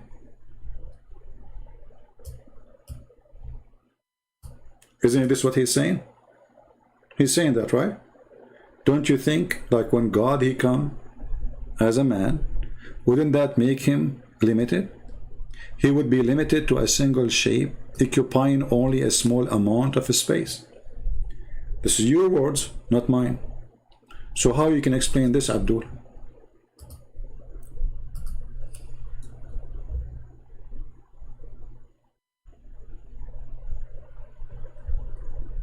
Are you with me, Mr. Israel? Now he will disappear. This guy, he hit and run. He will ignore what I'm saying. He will ignore what he said. He will play dead, like a fox. We used to go and hunt for foxes, and once I witnessed with my own eyes how the fox, he played dead, literally. So let me show you what your prophet said about this.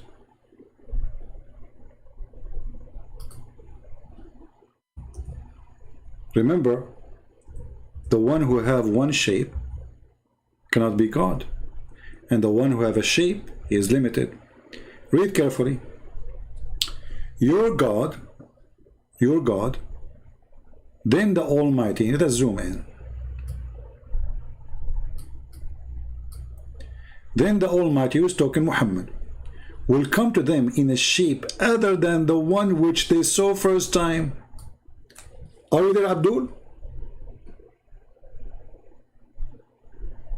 No, I drink coffee, but I don't drink coffee as before. Before I used to drink, and my coffee is a Greek coffee. It's not like the coffee, American coffee, which is water. My coffee is very heavy duty, Like now, I don't drink much coffee, so I drink like, let us say, 4 big cups of coffee. 4. But the heavy, that the American coffee for me is water. It doesn't even make sense to call it coffee. It's just dark water. It's dark mud like where the sun set. So read with me, Abdul. Then the Almighty come to them in a shape other than the one which they saw first time. Hey Muslim, you saw Muhammad first time? So you saw Allah first time with a shape? What is the shape? Goat? Octopus? What is that? Then he will come to them in different shape. Okay, so now Allah, he changed his shape. And he will say, I am your Lord. They will say to him, get lost, you are not our Lord. Are you there, Israfil?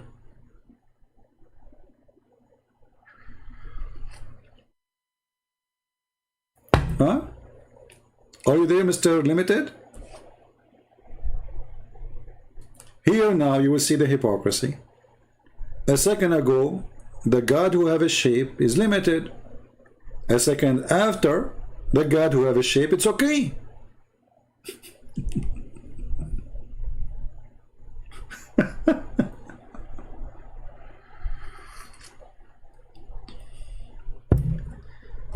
Are you there, Israel? What happened? This is what he do. This guy, he go, he put his tail in the chat and he run. And the funny, he get his prophet busted. And this is the link. Here we go. Let me show you the reference. And this is Sahih Bukhari. They cannot say this is, you know, that story like it's weak and false and blah, blah, blah. Where does it say Allah is limited on one shape? It says he have a shape. When he is in a shape, is that one shape or 20 shape? Look, guys, look. Supposedly now he did think about it. Look at this answer. Look how deep. Hey, Kristen Kristen Prince. Where it says, it's you who said, when a God he have a shape, it's one shape. He is limited. Allah now he have one shape. Does it say in the front of you, Allah he come to them in a shape? Is that one shape or 20? Are you there, Abdul?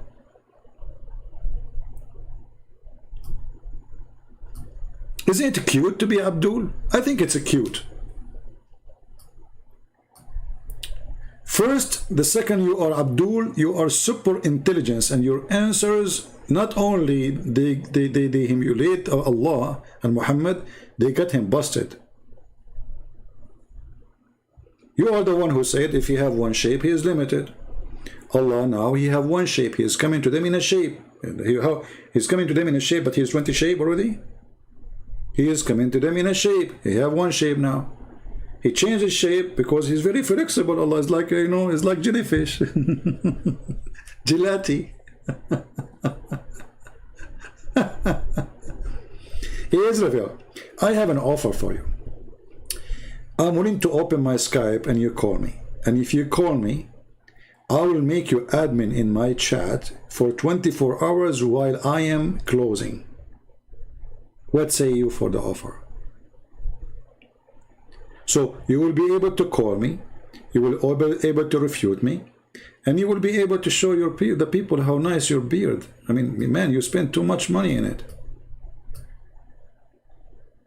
And Zakir Naik, he will call you himself. He will say, like, how in the world you get this beard? I'm trying my best to grow a beard. It's not working. So what do you think, Israel? Why you don't call me and you know, argue, prove me wrong? It is you who mentioned that. A shape does not mean one single shape. A shape, guys, does not mean single shape. So what does it? Okay, if it's not, I mean, this is hilarious, guys. Listen. I mean, this is listen, Mr. Israel. Be honest with me. Aren't you paid by the Jews to come here? I mean, aren't you a Jewish agent trying to make fun of Muhammad or what? Because the Muslim, they claim anyone is making Muhammad look stupid, he's a Jew. Hadith looks stupid, they say the Jews say the Hadith. A verse says a stupid thing, they say the Jewish give it false explanation. Christian Prince, a shape does not mean one single shape, like my friend Abdul. There's shape and shapes. Is it shape, a shape, or many shape? It says a shape. And then Allah, he changed the shape. Look at this answer, man. I mean, come on, all of you now, look how he got you busted. Look how fast. A shape, it doesn't mean a single shape. And now how Christian Prince is going to answer this? Should I go and make tea again? I mean, I just made tea. But with such a guy, you need like 10 pounds of tea to drink. You need to wake up so you can see this intelligence. You can enjoy. I'm sure now, like a single Muslim woman, she see Mr. Israel giving those answers, she will be like, she will have a crush on you, man. Like how smart he is. I want to have this guy as a husband. That's it. Where do you get this intelligence? Is that like is that in the family? Is it run in the family, or like it's an accident? I mean, like maybe you were driving your car, somebody hit you, you wake up, you find yourself genius or something. So now the word shape does not mean it's one shape? Oh boy. And one shape or non shape, who care? It is you who say it, limited to a shape. So if he is in a shape, he is inside a space. As long as he is inside a space, he is limited. That's what you said. Potato. The God who is inside the shape, he is limited, occupying only small amount of a space. Doesn't matter really how big the space is. Space is a space. Who wants some tea? Anyone? You pay only for shipping and handling. You need those scammers. You know, they say to you, for free, call us right now. You pay only for shipping and handling. Only for shipping and handling. And how much the shipping? They send you something that doesn't cost 10 cents, and then they make you pay shipping $14. And the fool, he said to himself, man, I get it for free. Look, boy, for free. Oh boy, really for free? This would remind me of a Muslim. He's a nice guy, by the way. I'm not making fun of him, but sometimes he's an idiot. So he called me. He says they are giving free food in the supermarket. I said, free? Yeah, free. I said, no way, man. What are you talking about? There's nothing free. He said, free. I'm telling you, it's canned meat. So I did not. I said, okay, well, I don't know. I'm not going to go there for this reason. So he was asking me to come and take some. You know, he found it in the shelf. It says free. I said, okay, but if you come tomorrow, maybe you will not find it. I said, okay, it's okay. A week after, I went to his house, and he remembered. He said, let me show you the canned food. And you know, like, his English is funny, my English is funnier, but I did look at the can. It says, not for the consumption of a human being.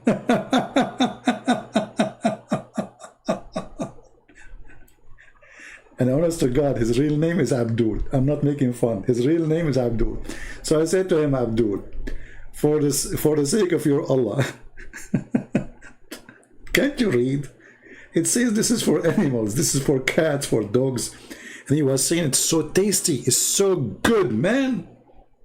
I eat some olive with it, and I put olive oil with it, and man, the flavor is so good. I said, this is not only for dogs. This is pork meat. But anyway, for free, what you can say, you know. And he was asking me to come and get some, like before he said, strange, nobody is taking it.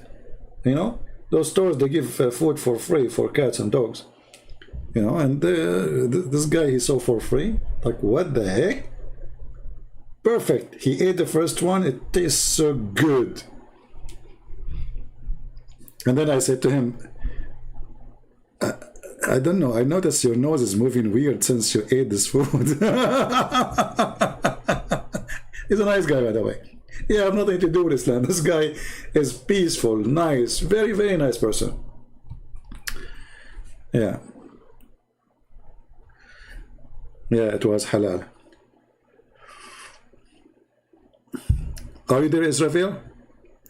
So why Allah is inside the shape? Any Muslim can answer?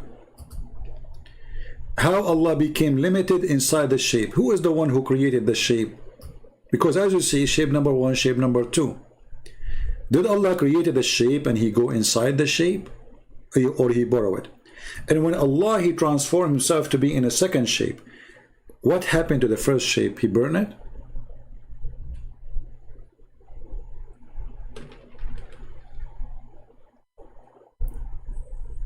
Any Abdul?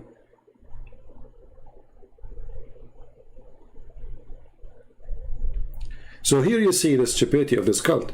They claim that God is higher than entering inside his creation, but in reality they believe that Allah is inside his creation, which means they lie about their faith. They say how God can be a man, but God of Islam is a physical being anyway. Actually, Muhammad in different hadith, he make it clear that Allah is a man.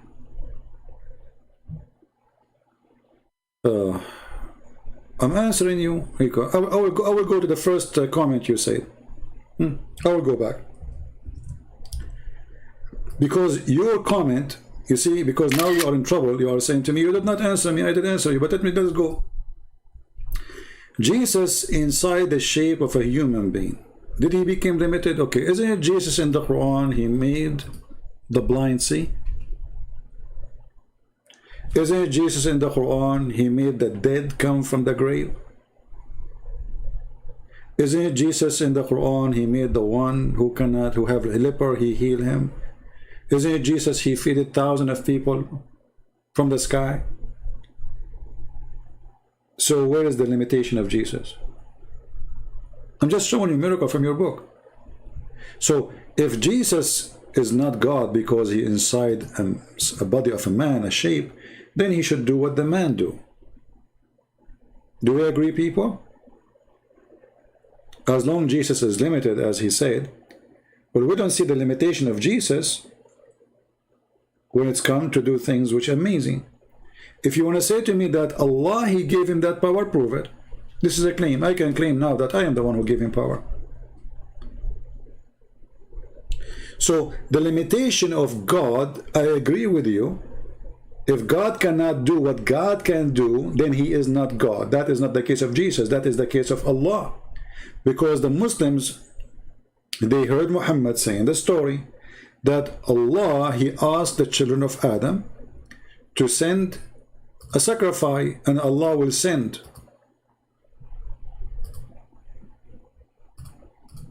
a fire from the sky, the same as what happened with Abraham. The same as what happened with Abraham. Let us find the difference. So when the Jews, and they said to him, well, okay, let us do this. God said to us, and Muhammad agreed,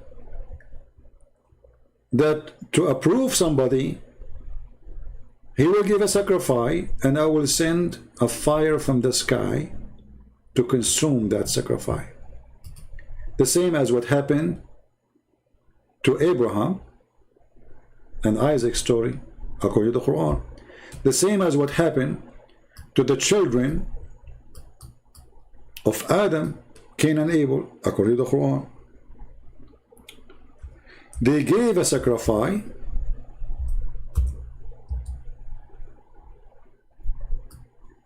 and the Quran here is using a very well-known word in India, Qurban. How Allah he approves somebody? How Allah he show his approval? You give a sacrifice, and then if Allah he send a fire from the sky consuming the sacrifice, that's mean he approve you. This is chapter 5 verse number 27. Then we see that the Jews, they said to Muhammad that God told us, according to the Quran, Allah told us, we are not going to believe in a messenger unless he showed us a sacrifice consumed by fire from heaven. You see it? They challenge him for that. If you are a true prophet, do what the same what happened to Abraham, the same what happened to Cain and Abel. You know, this is what the Quran confirmed. What Muhammad said to them. He said, okay, hold on. There's messenger before me. They did those signs for you. You don't believe in them, but this is not true. Did the Jews believe in Abraham? They do. Did they believe? They believe that God he sent the fire? They do. Do the Christian believe in the same? They do. So it was the limitation of the false God, Allah aka Muhammad, answering. He cannot do it. So who is the one is limited? My God or your God?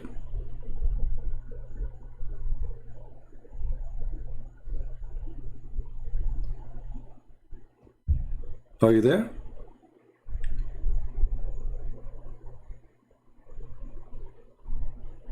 The Quran even says how Allah can have a son without having a girlfriend. Allah himself is questioning Allah that the true Allah cannot have a son unless he have a girlfriend. Well, the Christian God, he do not need a girlfriend to have a son.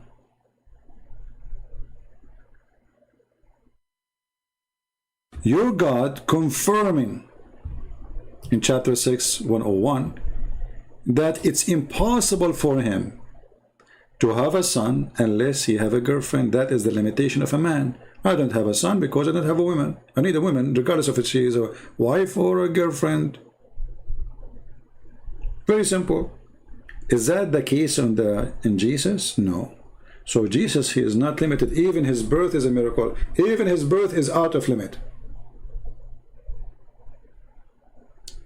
So my friend, the Muslim Abdul, I advise you to repent and to accept Jesus as we speak. As you see, your God is a false God. We have the Messiah. And the funny, they say to you that Allah, he gave Jesus those miracles. Okay, do Allah knew that giving Jesus such a power that will make him out of the limit of being just a messenger? As an example, even the Quran said that Jesus is created from the mother bird. Remember this Abdul, he says that Jesus must be limited. But how he is limited if he became a creator? He created from the mother bird. Can Allah create from the mother bird? Prove it. If he can, then he should do. He never did any miracle to Muhammad. The Muslim, they have tons of stories about Muhammad doing miracles, but those are in books nobody trusts. The Quran confirm that Muhammad, he have 0 miracle. Does the Quran say so? Absolutely. Chapter 17, verse number 59. And we refrain from sending signs to who? To Muhammad. Only because the men of former generation treated them as false. That is a false excuse. Here we go, 2,000 years after Jesus, 1,400 years after Muhammad, we believe in the miracle of Jesus. We believe in the miracle of Moses. We believe in the miracle happened to Abraham. Don't we? So it was a false excuse. And this is your God announcing that he cannot give Muhammad any miracle because they will not believe it. But anyone can say the same.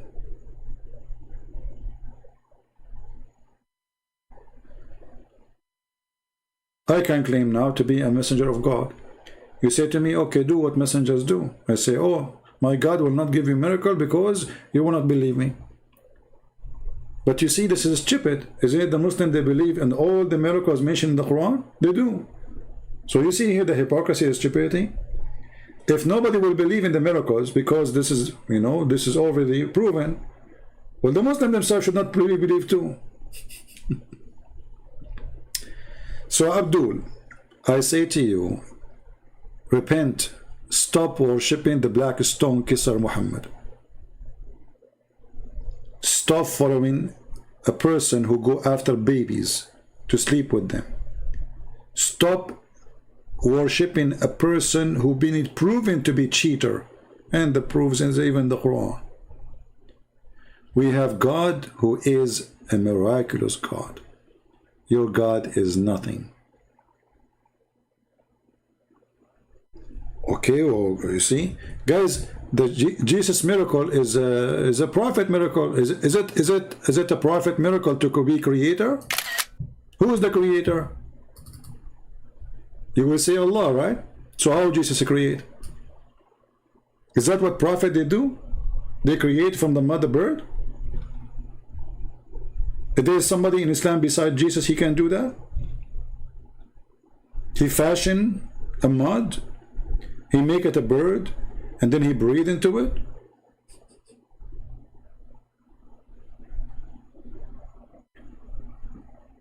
Guys, making mud bird is not the same as a create life from nothing. Well, this is how your God created the birds and Adam, you idiot. What life from nothing? This is how your God created Adam. He made mud. He brought dust. He mixed it with water. Then he fashioned it. Then he breathed into it. Isn't this how your God, he made Adam supposedly?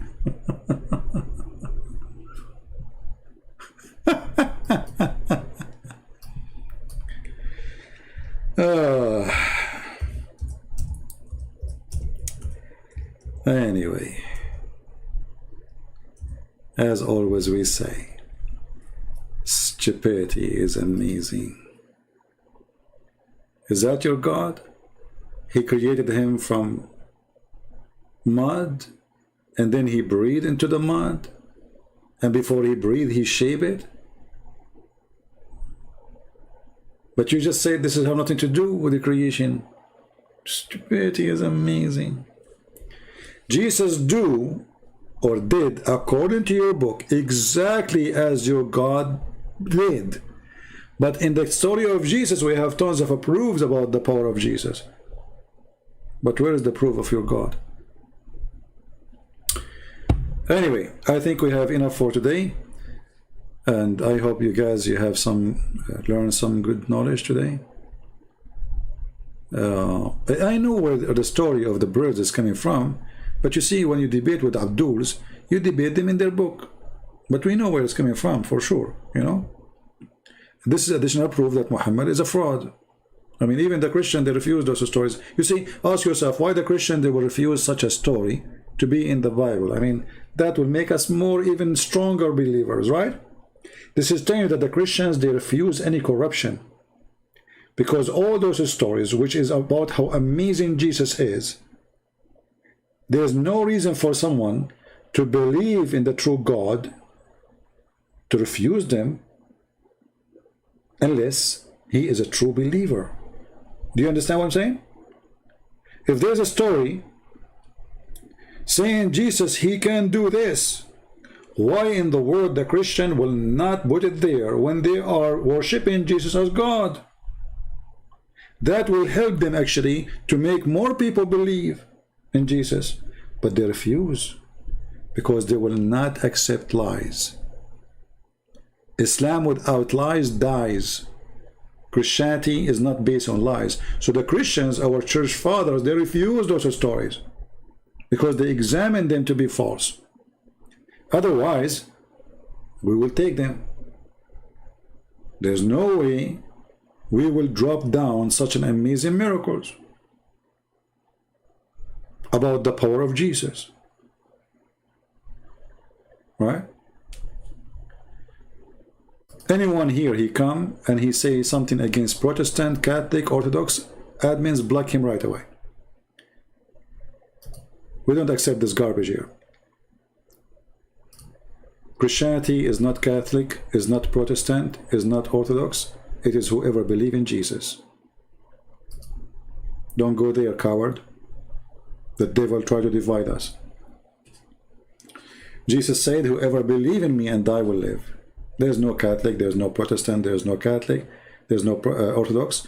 There is only one universal church. And that is not a priest, not a monk, is not a bishop. It is whoever believes in Jesus the Messiah as his Lord, as his Savior. He died for him on the cross. He believed in the Father, the Son, the Holy Spirit. He believed that the Messiah is coming back. He believed that Jesus, the Messiah, the Lord, he died on the cross, he was crucified, he was resurrected, and he's coming back, and he will be the judge for all mankind. If you believe in that, you are a Christian. The rest, we don't care for it. The Quran in chapter 5, verse number 14 says, Allah will spread hatred and enmity between the Christians. And what is the purpose? To divide us so the devil can conquer. And this is additional proof that Shaitan and Allah is one. If we ask any Muslim, who is the one who spread hatred? They will say Shaitan. Thank you for the correct answer. That is Allah.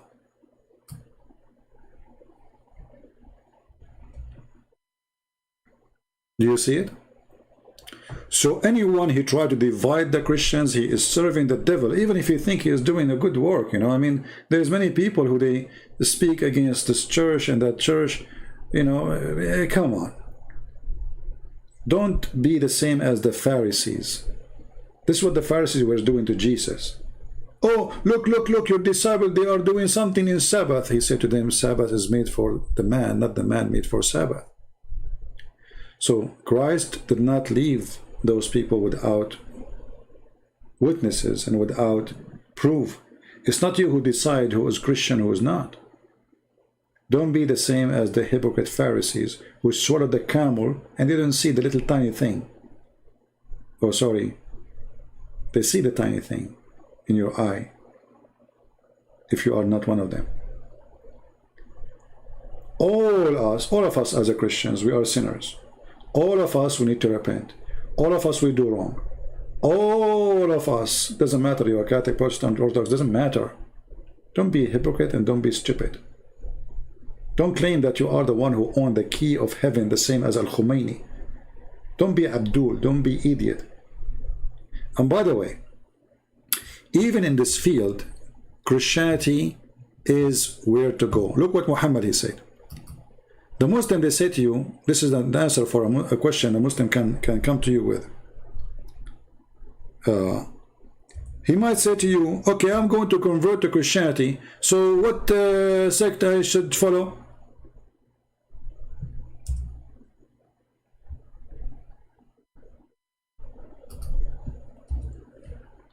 Okay, that's a good question. You follow Jesus, the Bible. The Bible says anyone come with a book other than this scriptures is from the devil. That's it. That is the sect of Jesus. There's only one. But look what your prophet he said. And this is a very sahih hadith, as you see here. This is all is sahih. He said the children of Israel split into 71 sects. My nation, actually here, look at this, you know, the hadith from 1 to 1 is different. And the funny, it says sahih. Here it says, my nation will split into 72. So, based in Muhammad's statement now, the Jews are more consistent and they are less to be vulnerable to go to hell. Muslims are more divided. And by the way, I want the Muslim to count for us the 73 sect. Here the story is different because Muhammad, he cannot repeat the same lie twice correctly. So he said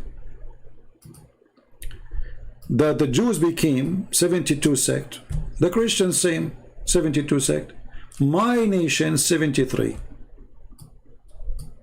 So how the Muslim they claim that the Christians are the one is misguided and the Muslims are the one who they are guided, yet you are divided more than us.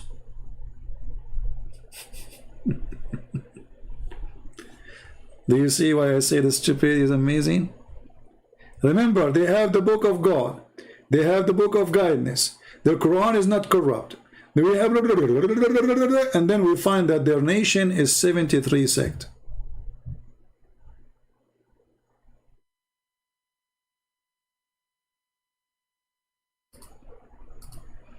Speak polite or get lost.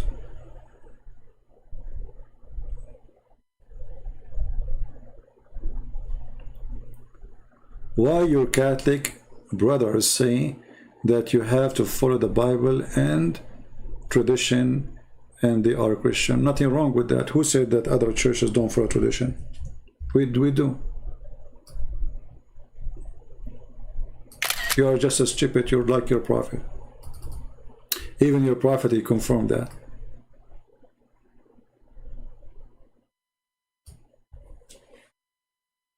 All churches, they follow the tradition. As an example, tradition of Jesus teaching us when he held the bread and he said, do this to remember me. This is my body broken for you, and this is my blood sacrificed for you. Do this for me. All the churches do the same.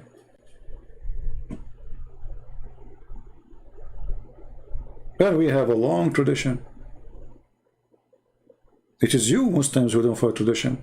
Here we go, the Shia, they beat themselves for killing the grandsons of Muhammad. Do you follow the tradition? Muhammad, he cleaned his ass with the 3 rocks. Do you follow the tradition? Muhammad, he forbid you from listening to music. Do you follow the tradition? You cannot even have a phone. You cannot listen to the radio. You cannot watch TV. Do you follow the tradition? According to Fox News, #1 countries search for sex with animals is Pornistan, Pakistan. This is the only tradition you follow. This is the only one which you Muslims are consistent about it when it's come to Muhammad. You follow the step of your prophet.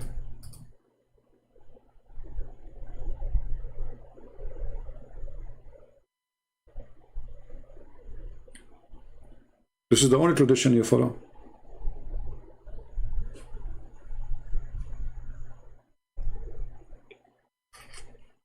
Did your daughter marry at the age of 6, Israel? Are you following the tradition of the prophet and his teaching? Did you? Did you ask your cousin to marry his daughter? She is 6 years old.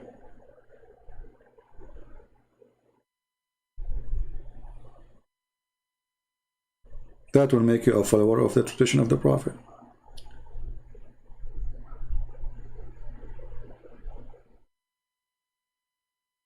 Why did Jews did not become a Christian if they believe in the same God? Well, this is not a correct question, my friend, Mr. Mod. I don't know if you are a Muslim or not. Because all the disciples of Jesus who believe in Jesus, they were Jews. So who said to you that Jews did not believe in Jesus? Is that correct, Christians? Who said that to you? This is a very false information. Actually, what is left now of the Jews proving that the majority of them, they became Christians. I mean, after 2,000 years, thousands of years actually, there's only like, what, 25 million Jews? I know you will say to me, Hitler, he killed 6 million, but still, this is a small number. What happened? Because the majority, they became Christians. The minority, they still none, or not Christians. So you have the opposite understanding. The majority of the Jews already are Christians.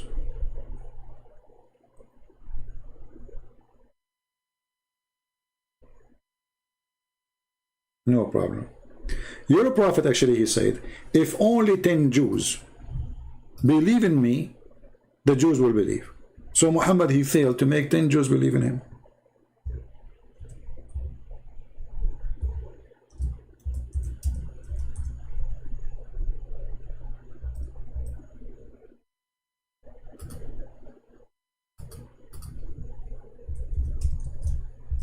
Let me find the reference.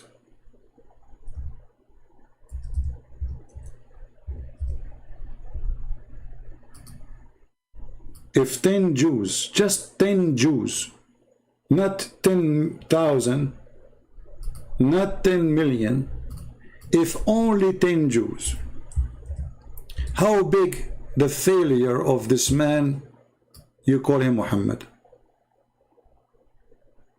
And look here between two brackets, they say among their chief. That's a lie. There's nowhere in the hadith says among their chief. The Arabic is so clear. لو آمن بي 10 من اليهود لآمن بي اليهود. If 10 of the Jews believe in me, the Jews will believe. He failed, not even 10. How many hundreds and thousands of people I made them leave Islam? Muhammad, he could not make 10 Jews believe in him.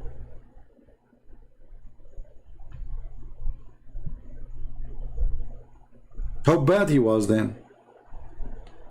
Did Jesus fail to make 10 Jews believe in him? No. All his disciples are Jews. And for sure, thousands of people, they believe.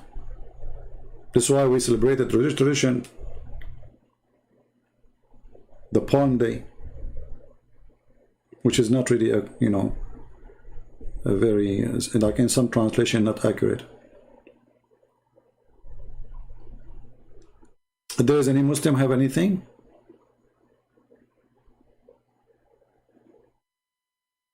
But anyway, it's a good try, good try. But as you see, Muhammad, he have a big failure. He could not make 10 Jews believe in him. I make 10 Muslims leave Islam every, I mean, I don't know, maybe every day. At least. I mean, my videos are watched by millions and millions. I believe not a single Muslim in Indonesia did not hear about Christian Prince. How many Muslim in Indonesia is? How many Muslims are reading my books now in Indonesia? Then we have a prophet. He claimed that he received he have God with him. He have angels with him, and then he could not make 10 Jews believe in him. Joe Biden can do better.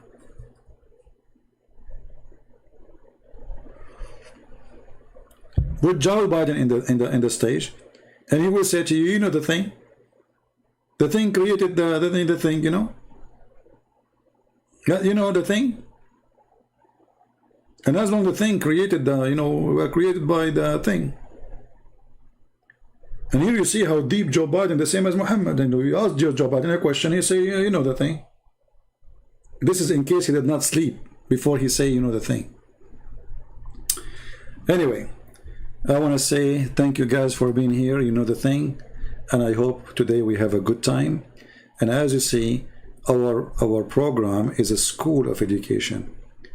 If you learn something good today, can you do me a favor and post in the comment section after we finish the video, what is this thing you learned today new?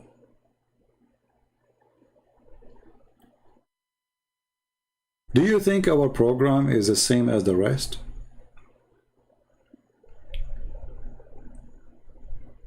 Now, my program is long, and I wish I can make it shorter.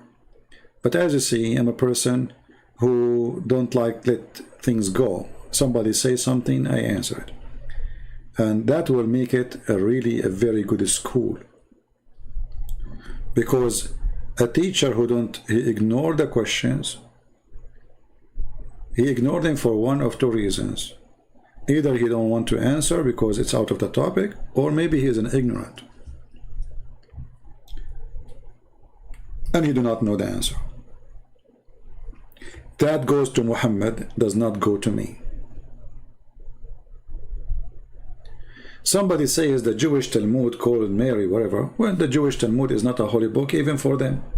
Secondly, if the Jewish Talmud says something bad about Mary, the Muslim, they say the same.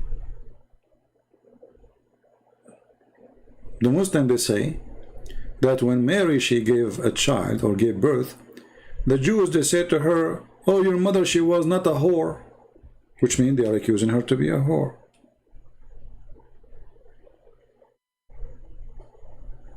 Right? However, Muhammad himself, he said, he will sleep with Mary, which means Muhammad, he's saying that for him, all those women are whore. So, if you want to focus in the Talmud, the book of Muhammad is more evil when it's come to Mary and Jesus.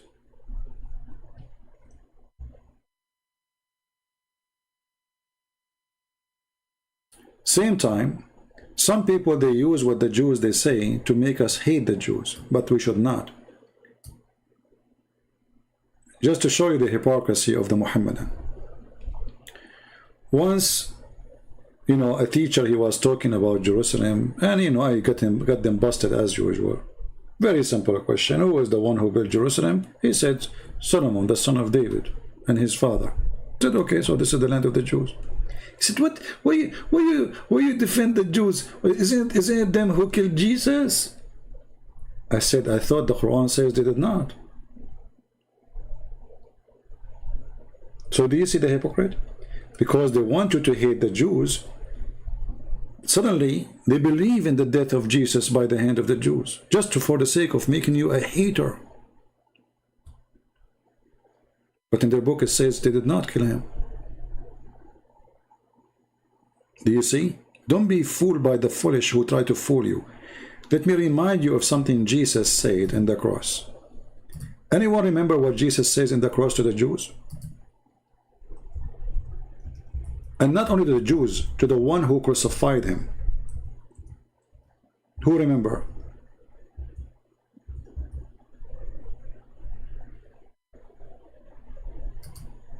Forgive them, Father. They didn't know what they are doing. So they wanted you to hate the Jews. They dreamed. Muhammad, he is the most ugly person. A person of hatred. He blamed the Jews for everything. And there's some of us, sadly, claim to be Christians, and we blame the Jews the same as Muhammad. The one who do that, he is no Christian. There's bad, there's good. Remember, the disciples are Jews. So, if not a disciple of Jesus, who they are Jews, you yourself, you will not learn about Christ. If you hate the Jews, then you should hate Paul. You should hate Mary. That's not what the Bible teaches. So Jesus said, "Forgive them, Father, for they know not what they do." Here Jesus showing us, and he is the best example to follow. Do you have a better example? Somebody might quote for you, says the synagogue of the devil, but this exists everywhere. The synagogue of the devil can be a church run by a child molester. The same as Muhammad. There's evil everywhere. But Jesus, he showed his love to the Jewish people. He forgave them in the cross. So time will not come and a Christian like you and me say, "Hey, let us wage war in the Jews, they killed Jesus." We cannot. Jesus, he was preparing us for the future. He don't want us to be criminals. He don't want us to seek revenge. He's God. He do not need your protection. He is victorious, even in his death. Actually, the death of Jesus, the crucifixion of Jesus, work even better to make a better believers of the Christians. Because when Jesus came to them again, now they say different level of this person who he just said to them that I am the Son of God, I am the Messiah. He claimed that if you destroy this temple, I can build it in 3 days. They could not understand that until he was crucified, until he came back. Then they remember what he said before. You can destroy this temple and I will build it in 3 days. It took them many years. They thought he's talking about the rocks. 3 days. So my friend, we don't want to hate the Jews. We don't want to hate the Muslims. We don't want to hate the Hindus. We don't want to hate the Buddhas. Those who follow the hate God are no Christian. Those who follow Jesus, they spread his love and his mercy. But don't be fooled. The love of Jesus is about being truthful, not being hypocrite. When a Muslim, he worship idol, you say to him, you are a pagan, you are worshiping idol. I ask you to repent. Loving Jesus does not mean that you say to the Jews what the Jews like to hear.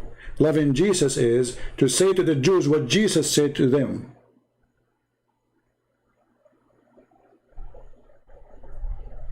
Are we listening? Loving people is about being truthful with them, not about being taqiyya person, hypocrite.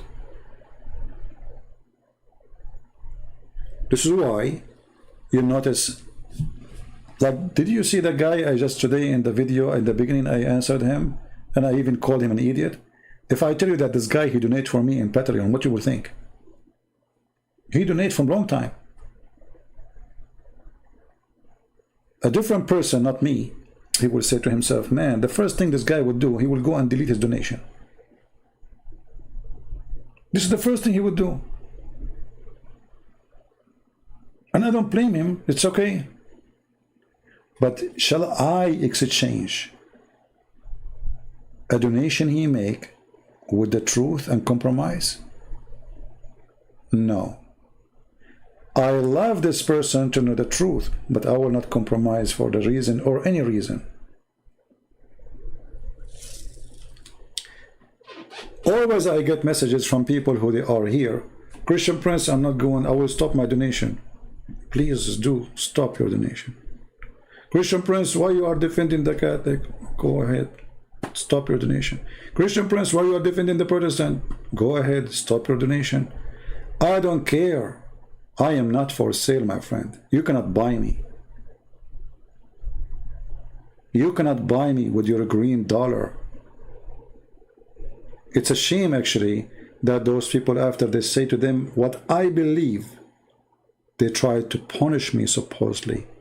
Or let us say, they try to make a pressure on you to make you say what they like to hear. If I do that, I am the same as many, many false people around. Any of you who disagree with me, and you don't want to support what I do, please don't. And don't ever think that if you donate to me, you can make me say something you like. That is the last thing I would do ever, I promise you. Actually, if you look at the emails I receive, for sure I will not share any. I am very tough with those who email me, those who donate. I don't change my language. Even sometimes I use the word potato. Even sometimes I block them.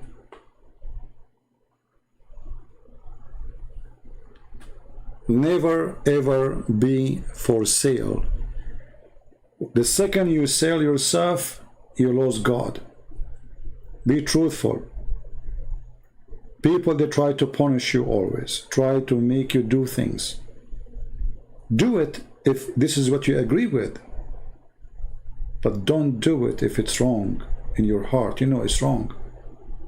Or let us say, for the sake of discussing the topic, let us say even they are right, but in your belief it's wrong.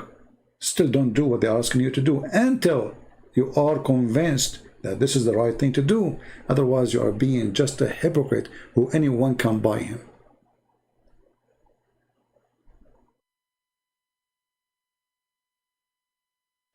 So be truthful and don't be a hateful person.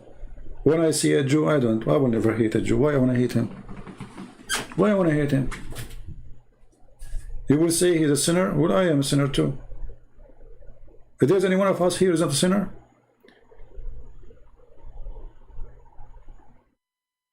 Christianity is based in forgiveness. That's number one. Forgive them, Father, they do not know what they are doing. Even when the Lord, he taught us the prayer, they asked him how to pray.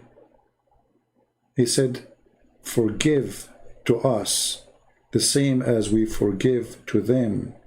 So if you want to earn forgiveness of God, forgive. A person who don't forgive, he is still, holding to his paganism. And I'm telling you, forgiveness is not easy. It's not. It's very it's easy word to say, right? But it's very hard. We have to agree. We have to admit somebody hurt you badly. Somebody maybe kill your son, maybe kill your family. You don't know. I mean, there's tons of evil people around. But if you think about it, when you forgive, you are not doing favor to the one you forgive, because still he will be punished by God. Don't think your forgiveness will take him away from his crime if he commit a crime. Unless the one who is asking to forgive them, or let us say the one who speaks about their forgiveness, is their God himself, or the God himself. But when you ask for forgiveness, it's mean you are free. Jesus, he taught us to forgive for our benefit, not for the benefit of the criminals who commit a crime against us. When you forgive, you are free from your hatred. You are free from your memory of hatred. You erase it. I forgive them. That's it. I'm relaxed. But if you don't, you always have, you want a revenge. You are waiting for that day. You are dreaming about that day, when that day will come. Suddenly you will become inside the box of hatred, and you live for hatred. You are not alive no more. That is Islam. In Islam, anything happen in the world, it's conspiracy against Islam. People, they make a toy, they say it says Aisha is a whore, when the toy is saying something in English. You have nothing to do with Aisha. Don't be like them. Be smart. And no matter how much they hate Jesus, Jesus is victorious.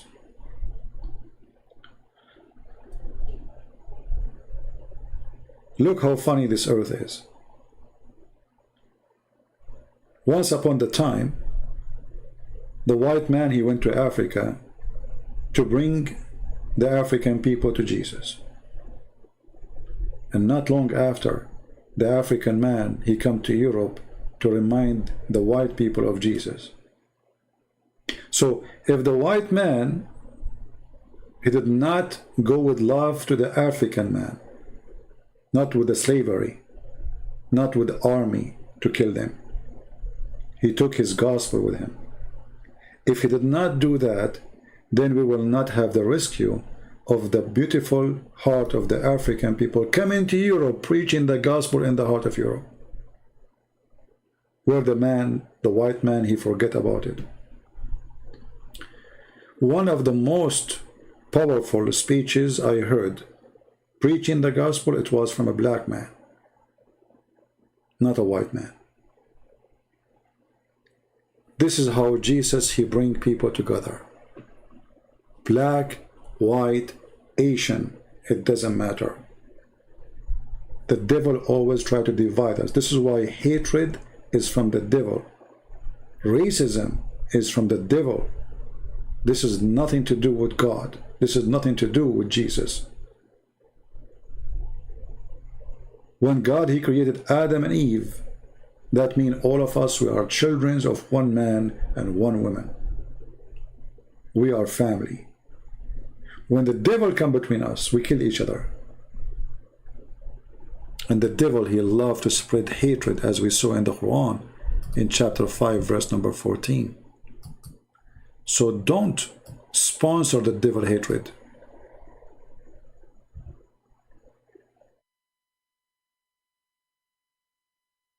Don't divide the Christians. Don't go around and say, hey, this church is not the Christians. Those are not the Christians. The Christians is those who believe in the Father, the Son, the Holy Spirit. They are Christian. They believe in the resurrection of Jesus, they are Christians. They believe that Jesus is Lord, they are Christians. They believe in the four Gospels, they are Christians. They believe that there is no Savior except the Messiah, they are Christians.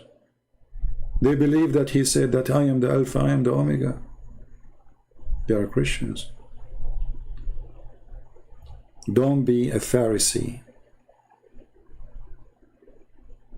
Don't be a person who claims to be God. Don't place yourself as God. When somebody do wrong, say you are wrong. But don't tell him you are not a Christian, unless he said something against the faith. And the important in the faith is not about an icon in a church. It's not about a picture. You know that this has nothing really to do with God. Because even if they broke the command because they love God. And all of us, we break the command. Have you ever seen one single person on this earth don't break the command of God?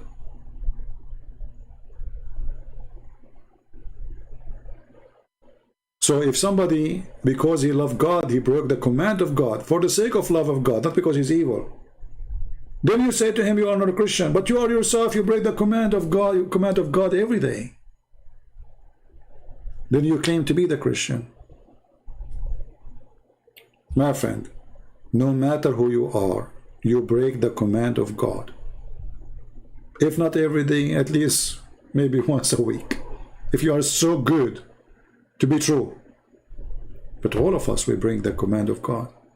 With our thoughts sometime, with our words sometime, with our hand, with our tongue, with our action. And anyone he claimed that he don't, he is a liar. For all, they are sinners.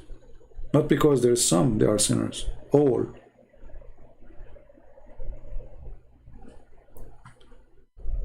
So my friend, I hope that today it was a good day to learn.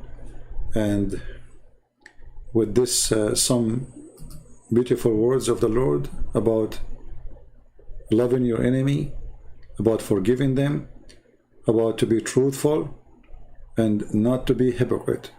I hope you will follow the same steps. All of us, we are sinners. All of us, we do wrong. But the good ones of us is the one who try their best to fight their wrong, not to promote it.